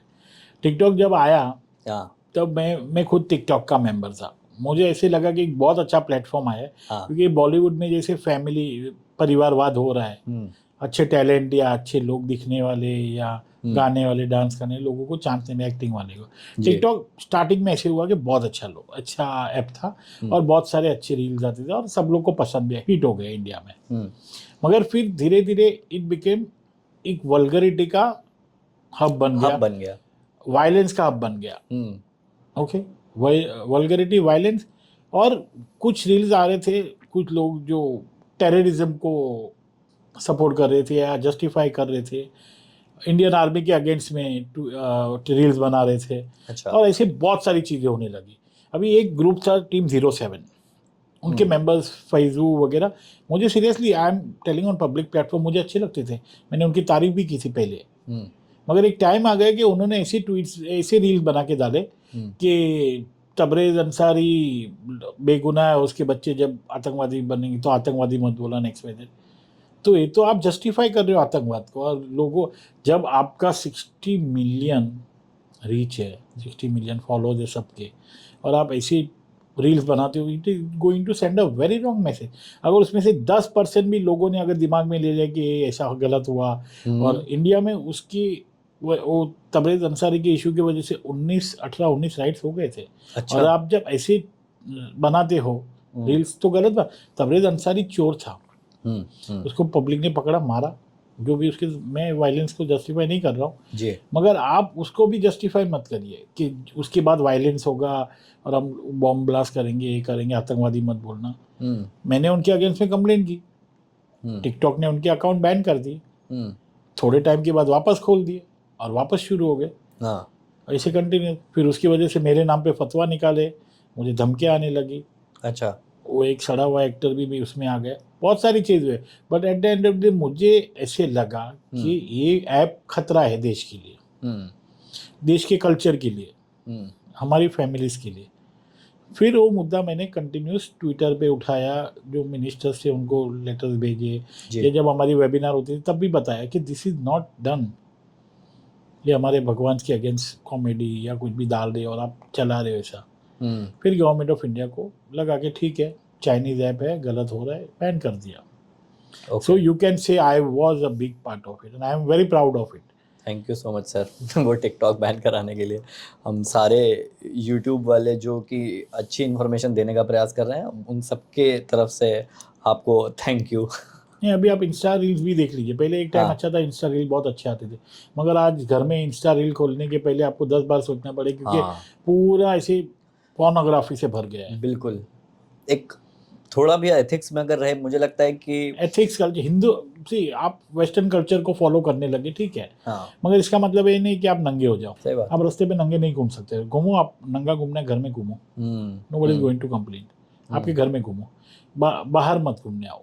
बाहर घूमने आओगे तो ऑब्वियसली कंप्लेन होने ही वाली है। जी। जैसे ओटीटी प्लेटफॉर्म से एक टाइम ऐसा था कि ओटीटी प्लेटफॉर्म पे कोई बंदी नहीं थी, फ्रीडम ऑफ स्पीच के नाम पे कुछ भी दिखाओ, धर्म के अगेंस्ट, हमारे रिचुअल्स के अगेंस्ट, कुछ भी गंदा, सारे सीरियल उनके अगेंस्ट में मैंने कंप्लेन की थी। हाँ बहुत मेहनत की, लोगों ने अच्छा सपोर्ट किया। आज गवर्नमेंट ऑफ इंडिया को भी ध्यान में आया, उनको कर्ब किया है, उनको फिर उनके ऊपर बंदिश लाई है, फिर सेंसर बोर्ड लाने की बात चले, बहुत सी चीज़ें हुई विच आर गुड। आपको एकदम फ्रीडम दे दिया मतलब आप कुछ भी करो, ऐसा नहीं होता है। अभी एक नेटफ्लिक्स पे एक मूवी आई थी अन्नपूर्णी करके, अच्छा। अन्नपूर्णी, नयनतारा हीरोइन थी। वो पिक्चर की स्टोरी क्या कि शी इज़ अ ब्राह्मण गर्ल, लव, मुस्लिम लड़के से प्यार हो गया। हाँ मुस्लिम लड़के ने उसको बिरयानी बनाना सिखाया, अच्छा उसकी मम्मी ने, जी। और नमाज पढ़ के बिरयानी अच्छी बनती है, स्वाद आता है, ऐसे दिखाया। वो फरहान जो लड़का था वो हीरोइन को बोलता है कि आपके प्रभु श्री राम, लक्ष्मण, सीता माता ये सब भी नॉनवेज खाते हैं। ऐसी बहुत सी चीज़ें थी वो मूवी में जो आपत्तिजनक थी, हमको गलत बताई थी। मैंने वापस कंप्लेन किया उसके अगेंस्ट में। बहुत अच्छा सपोर्ट मिला, बजरंग दल, वीएचपीसी, लोग, हिंदू, मतलब आज बोल रहे ना हिंदू जाग रहा है या हिंदू जाग गया है। बहुत अच्छा रिस्पॉन्स हुआ। नेटफ्लिक्स से मूवी को उतार दिया, first instant in the world history कि नेटफ्लिक्स ने पिक्चर उतारा। क्या बात है। दूसरी चीज़, नयनतारा ने माफ़ी मांग ली। ओके, और जी वालों ने माफ़ी मांग ली। हम लोग ने कोई बिल्डिंग नहीं जलाई, हम लोग ने किसी का खून नहीं किया, हम लोग ने किसी का गला नहीं काटा, कोई वायलेंस नहीं, शांति से जो करना था लीगली किया, लीगली किया। ओके, और यही करते हैं हम लोग, लीगली। मीडिया ने क्या बोला, शाहरुख खान की हीरोइन के अगेंस्ट में केस किया। ये इसमें शाहरुख खान कहाँ से आया? ये तो परसेप्शन बिल्ड कर, परसेप्शन बिल्कुल जैसे ये वो फैक्ट चेकर है ट्विटर पे, पब्लिक प्लेटफॉर्म पे नहीं बोलना उसको, क्या लोग बोलते हैं, लव से स्टार्ट होता है। उसने कम से कम 100-200 बार माफ़ी मांगी है, गलत न्यूज़ देके, गलत चीज़ें दिखा के 100-200 बार माफ़ी मांगी है। फिर भी उसका नाम और उसका प्रोफेशन क्या, फैक्ट चेकर। अरे तब तो इतनी झूठी चीज़ें बता रहे तो काहे का फैक्ट चेकर है भाई? लोग सही बोलते तेरे लिए। ध्रुव राठी जो पूरी चीज़ें ऑलमोस्ट उसकी सारी चीज़ झूठी होती है और बायस होती है, खाली वो लोगों को भ्रमित करना चाहता है, दिमाग, he is playing with the mind of people, he is getting paid for it, करोड़ों रुपए कमा रहा है, छाप रहा है, वो भी हमारे देश के दुश्मनों से। वो हीरो है किसके लिए? राहुल गांधी के लिए, ऑपोजिशन के लिए उसको प्रमोट करते हैं, ईश्वरा के लिए। तो उसकी आपको लगता है कि रिसर्च वगैरह, मतलब वो आधे से ज़्यादा चीज़ें फॉल्स बता देता है? आधे से ज़्यादा उसकी रिसर्च फॉल्स होती है। अभी बीच में शिवाजी महाराज का, छत्रपति शिवाजी महाराज का उसने कुछ डाला था, जो एक मराठी लड़के ने रिसर्च किया और उसको अच्छे से एक्सपोज कर दिया, ठीक है। मगर ध्रुव राठी का वीडियो वायरल हुआ, वो लड़के ने जो उसको एक्सपोज किया था वो वायरल नहीं हुआ, पता नहीं चला लोगों को, it is not coming out because that guy is not funded, उसको वो एक्सपोजर नहीं मिल रहा है, उसको कोई प्रमोट नहीं कर रहा है, उसको पैसे नहीं मिल रहे, और इसको झूठ फैलाने के पैसे मिल रहे। बोलते हैं ना, आपकी झूठ की कीमत है और हमारे सत्य की कीमत नहीं है, वैसा हो गया। तो government of India should bring a law और सेटअप अ मशीनरी जो किसी की भी, मेरी भी बात करो, अगर मैं कुछ डाल रहा हूँ, मिस्टेक होती है कि ठीक है एक्सेप्ट कर लिया, मगर आप कंटिन्यूस अगर फेक नैरेटिव सेट कर रहे हो, फेक रूमर्स फैला रहे हो या गलत फेक रिसर्च करके लोगों को भ्रमित कर रहे हो, तो उसके ऊपर स्ट्रिक्ट एक्शन होना चाहिए। बैन कर दो, जेल में डालो, जो भी उसका करना होता है करो, but at the end of the day don't let it spoil things for. जैसे बीच में वीडियो काट काट के, हमारी लेडीज़ की वीडियोस काट काट के इतनी हिंदुस्तान में राइट्स करवा दिए, लोगों के गले काट दिए। एक्शन होना चाहिए कि ऐसे गलत आप आधा वीडियो काट के डाल रहे हो, क्रॉप करके ये कर रहे हो, वो कर रहे हो, क्यों कर रहे हो? देश में अशांति फैलाने के लिए? आपको देश में शांति है वो अच्छा नहीं लग रहा है? जैसे दिल्ली में राइट्स हो गए उनकी वजह से, या हर जगह पे राइट्स होते हैं, जोधपुर वगैरह, तो एक जो लोग हैं उसके ऊपर एक्शन कब होगी? सही बात है। और अगर एक्शन होती है तो उनकी साइड से रोने के वाले आ जाते, या जो हमारे मिलॉर्ड है वो बोलते नहीं नहीं छोड़ दो, फ्रीडम ऑफ एक्शन। मुझे सीरियसली बोलूँ ना कि they should be a judicial reform very soon, क्योंकि आज की तारीख में मैं जो मीडिया में पढ़ता हूँ या देखता हूँ, बोले बुलडोजर एक्शन गलत है या ये गलत है, गवर्नमेंट ने गलत की, गवर्नमेंट के ऊपर आप बंदी ला रहे हो। माय लॉर्ड, आप लोग एसी रूम में बैठ के सब बातें कर रहे हो। जब राइट्स होते तब आप आओ नीचे और रोको उनको, आपको रोकना नहीं है। वो लोग घर जला रहे, दुकानें जला रहे, पब्लिक प्रॉपर्टी डैमेज करे, गांव जला रहे, लाखों लोगों को मार रहे। अगर उनके अगेंस्ट में गवर्नमेंट एक्शन लेती है उसमें भी आपको प्रॉब्लम है, तो आप आ जाइए and get that work done. प्यार से करो, आप आके उनको जप्पी दो, जैसे वो संजय दत्त देता था, जादू की जप्पी दो या पप्पी भी दे दो, we don't mind, but come and do that. जो कर रहा है, रोक रहा है, उसको भी आप सजा दे रहे हो या उसको भी रुका रहे हो। खाली बातें करनी है आपको। Get your facts then, okay, and then bring a decision. और मैं ऐसे नहीं बोल रहा हूँ कि किसी एक पर्टिकुलर कम्युनिटी के अगेंस्ट में, ऐसा जो गलत कर रहा है उसको सजा देने दो। सजा नहीं मिलेगी तो उसको सबक नहीं मिलेगा और वो करते रहेगा। लेकिन अगर आप पे मूवी बनती है तो आप कौन से एक्टर को सोचते हो कि आपका रोल प्ले करना जस्टिफाई करेगा? दमदार थोड़ा। ऋषभ शेट्टी जो है कांतारा के स्टार, वो सही रहेंगे मेरे बायोपिक के लिए। नहीं, ऐसे तो मैं चाहूँगा अमिताभ बच्चन ही करे, मगर मेरी बॉडी और उनकी हाइट मैच नहीं होगी। तो अगर कोई भी अच्छा खासा हट्टा कट्टा एक्टर मिल जाए जी तो कर सकते हैं। सियाज तल पड़े हैं, उसको थोड़ा खिला पिला दिया जाए। मैं आज ही मिला उनसे। हाँ, तो वो कर लेंगे। अच्छा, श्रेयस तलपड़े आपको अच्छे लगते हैं? हाँ, मतलब अच्छे भी लगते हैं और एक्टर अच्छे, और वो कर लेंगे। जी जी जी। हाउसफुल 5 की शूटिंग के दौरान हमारी रोज मुलाकातें हो रही हैं, बड़े अच्छे किस्म के कलाकार हैं। एक्टर है जी जी। और एक सनी देओल जी है। हाँ, और एक सनी देओल, वो कर सकते हैं। वो तो कर सकते हैं। वो आपका रोल पूरा जस्टिफाई करेंगे, वो डंकी उखाड़ देंगे। तो आपने जैसे नेटफ्लिक्स से और पता नहीं कहाँ कहाँ जो आपने खंबे गाड़े, वो बिल्कुल सही बैठेंगे। हिंदुस्तान की युवा पीढ़ी के बहुत सारे लोग सर आपको कहीं ना कहीं आइडल मानते हैं, बहुत सारे हिंदू आपको आइडल मानते हैं। मैं चाहता हूँ कि आप कुछ ऐसा 3 संदेश दे दें हमारे दर्शकों को कि वो इस पॉडकास्ट से कुछ लेके जाएं, कुछ उनके जैसे छाप छूट जाए उनके जहन में। तो मैं चाहता हूँ कि आप कुछ 3 संदेश जो है वो हमारे दर्शकों को दे दें। मैं संदेश तो इतना बड़ा तो नहीं हूँ, मगर एक चीज़ है कि हमारे धर्म, हमारे संस्कार, हमारे कल्चर से आप जुड़े रहेंगे जी, तो आपको कोई जीत नहीं सकता है। क्योंकि आप अगर इस तीनों चीज़ों से जुड़े तो आप कोई चीज़ गलत नहीं करोगे, और अगर करोगे तो उसका पछतावा आपको होगा, and you will regret it. And जो भी उसकी आपको मतलब वापस आना है या उसके रेक्टिफाई करना, आप कर लोगे। तो हमारा धर्म, हमारे कल्चर, हमारे रीति रिवाज, इससे आप जुड़े रहिए। अगर आप उससे जुड़े रहे तो आप हमेशा जीत जाएंगे। दूसरी चीज़ कि देश के लिए, देश है तो हम हैं। बिल्कुल सही बात। और वेस्टर्न कल्चर को आप फॉलो कितना करना है, क्या करना है, वो आपकी मर्जी है, मगर एक लिमिट होती है, लक्ष्मण रेखा, वो क्रॉस हो गई तो फिर वापस आना इम्पॉसिबल है। तो वो आप एक यूथ, आज की यूथ के हाथ में पावर है, यूथ देश चलाते हैं, तो बेटर यूज दैट। ये मतलब इंस्टा पे नंगे होके नाचना या वायलेंस दिखा के, this is not going to be future. वो आपको लाइक्स, और ये जो लाइक्स और रिट्वीट्स के लिए जो नंगे हो जाते हैं या वायलेंस करते या जो भी दिखाते हैं, उससे आपका थोड़े टाइम के लिए पेट भरेगा, मगर वो आप बहुत बुरा असर छोड़ेगा। हमारे समाज पे, हमारे लोगों पे जी और आपके ऊपर भी, क्योंकि जी। इज्जत ही नहीं है। जब आपको इज्जत ही नहीं मिलेगी तो आप क्या हम्म। करोगे? सर अगर एक बड़ा अलग सा विचार आया मेरे दिमाग में कि अगर आपको एक टाइम मशीन दे दी जाए तो आप कौन से दौर में जाना चाहेंगे, क्या बदलाव करना चाहेंगे कि काश मैं ये रोक पाता, ऐसा कुछ है आपके दिमाग में?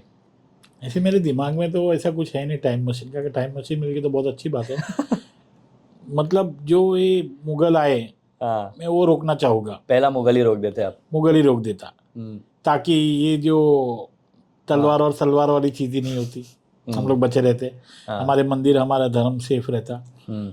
दूसरी चीज़ मैं चाहूँगा कि मैं ये जब प्रभु श्री राम का जन्म हुआ वो काल में जाऊँ, अरे दर्शन करने। क्या बात। फिर जब कृष्ण जी लीला करते थे वृंदावन में, वो मेरी हाँ आंखों से देखूं। हाँ, बहुत सुंदर। सुभाष चंद्र बोस जी जब भाषण देते थे, हाँ। नेताजी सुभाष चंद्र बोस, या भगत सिंह जब वो फांसी के लिए जा रहे थे, होके निडर। निडर होके देश के लिए, छोटी उम्र 20 साल 25 साल का लड़का मरने जा रहा है और वो खुश है कि मैं देश के लिए फांसी पे चला, हम्म। वो देखना है। और गांधी जी ने वो फांसी नहीं रोकी, मगर मैं वो फांसी, अगर मैं टाइम मशीन मिलता तो मैं भगत सिंह और वो तीनों को, राजगुरु सही बात है। और तीनों को बचा लेता, ताकि आज़ादी भी पहले मिलती और ये लाचारी वाली आज़ादी हमको नहीं मिलती, सही जो बात। डिवाइड एंड रूल वाली। अगर नेताजी सुभाष चंद्र बोस, भगत सिंह, सरदार वल्लभ भाई पटेल हाँ। जैसे लीडर्स होते, आज़ाद थे और उनकी वजह से आज़ादी मिली है, अगर वो कंटिन्यू होते, जैसे अगर इलेक्शन हुआ था और नेहरू को कुछ 0 वोट मिला और सरदार पटेल को 15 में से 14 वोट मिले, एक एब्सेंटी के, ऐसा कुछ था। Exact figures I don't know, but Nehru got 0 and still he became the PM of India. अगर उसकी जगह पे आज हमारे सरदार वल्लभ भाई पटेल पीएम होते तो ना पीओ की जाता और ना ऐसा कुछ होता, और देश की हालत आज कुछ और ही होती। चाइना भी अपनी जगह में होता, सबको ठीक कर देते। तो ये सब बहुत सारी चीज़ें, उसकी मुझे लिस्ट बनानी वो तो पड़ेगी, लिस्ट बनानी पड़ेगी लिस्ट कि बनानी क्या क्या पड़ेगी, कितनी गलतियां की गई हैं जानबूझ कितनी के कुछ हो गलती गई। की है। बिल्कुल, क्योंकि मुझे भी कभी कभी लगता है कि भगत सिंह जी ने जो है देश आज़ाद कराया, लेकिन आज़ाद भारत का वो जो है मज़ा नहीं ले पाए। मैं चाहता था कि वो मजा ले। वो मज़ा ले, उन्होंने ही आज़ाद कराया। 1947, 15 अगस्त 1947 को अगर भगत सिंह जी बिल्कुल। लाल किले से जय हाँ हिंद बोलते तो उसकी बात अलग होती, बिल्कुल, एक तो रोंगटे खड़े कर देने वाला रोंगटे खड़े स्टेटमेंट। करते, दिल दहलाने वाली बात है। तो सर मैंने भी बहुत सारे कॉमेडी शोज़ लिखे हैं। कॉमेडी नाइट्स बचाओ लिखा है कृष्णा भारती जिसमें थे, कपिल शर्मा सर के लिए भी लिखने का मौका मिला है। ऐसे मैंने काफ़ी 30-35 शोज़ लिखे हैं, लेकिन हमने कभी भी किसी भी गाली का या वल्गैरिटी का उपयोग नहीं किया। तो जैसे आपने कहा कि वो जो कॉमेडियंस गाली फैला रहे हैं, धर्म के खिलाफ बातें कर रहे हैं, हम लोग ने भी सर बहुत कॉमेडी शोज़ लिखे, लेकिन हम लोग ने कभी भी किसी धर्म का, किसी देवी देवता का अपमान तो छोड़िए, मतलब हम लोग ने तो कोई छोटी सी गाली भी नहीं दी होगी। इनफैक्ट मैं एक फिल्म पे काम कर रहा हूँ नालंदा विश्वविद्यालय पे, कि किस तरीके से हमारा सारा ज्ञान था। ऐसा कहा जाता है कि 90 लाख पुस्तकें जो एक जगह एकत्रित थी और उसमें आग लगा दी गई। 6 महीने तक वो पुस्तकालय जो है धधकता रहा, और उसमें कितना हिंदुत्व का, सनातन का ज्ञान था, वो सारी चीज़ें हम उसमें दर्शाएंगे। हम जल्दी ही वो करने वाले हैं।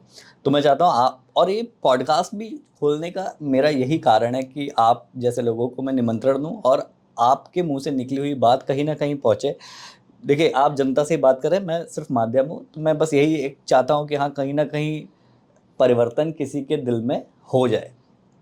नहीं, I am very thankful to you people कि आपके जैसे लोग जो है, जी जो क्रिएटिविटी या फ्रीडम ऑफ स्पीच इतना मिलने के बावजूद भी जो एक सीमा में रहते हैं, मनोरंजन देते लोगों को, अच्छी व्यूज़ देते या अच्छी एक सोच दे रहे हैं लोग, क्योंकि हंसना भी बहुत ज़रूरी होता है। कॉमेडी जी। कर रहे हो आप तो हंसना भी बहुत ज़रूरी होता है।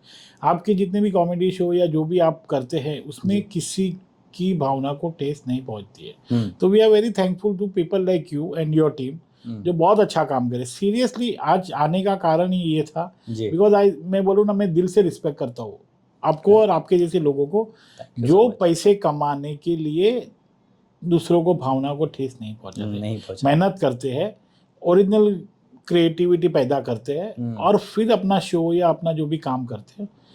तो it is heads off to you people, we need more people like you in the industry. Coming from you is really means a lot, sir. Thank you so much for this.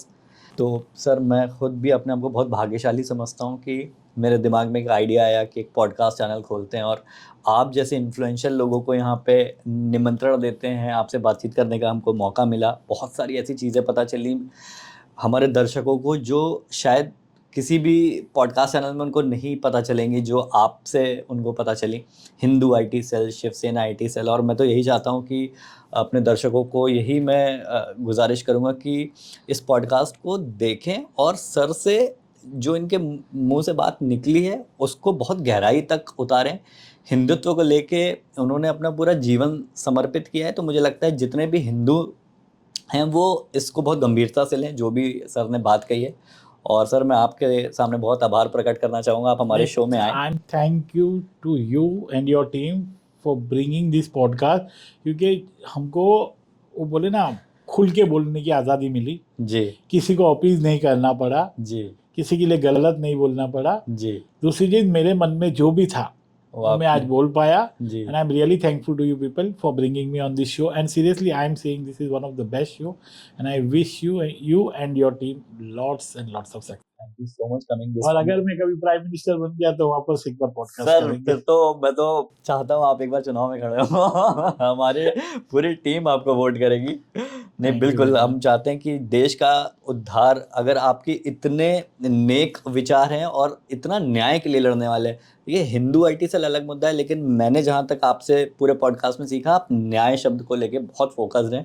तो मुझे लगता है हमारे देश में ये शब्द अगर सेंटर पे आ गया, अगर आप प्रधानमंत्री बन ही गए और न्याय जो है पूरा हिंदुस्तान में न्याय होने लगे, मुझे लगता है कि हर चीज़ अपने आप सही हो जाएगी। तो मेरी तो दिल से बड़ी प्रार्थना है कि आप बन जाए।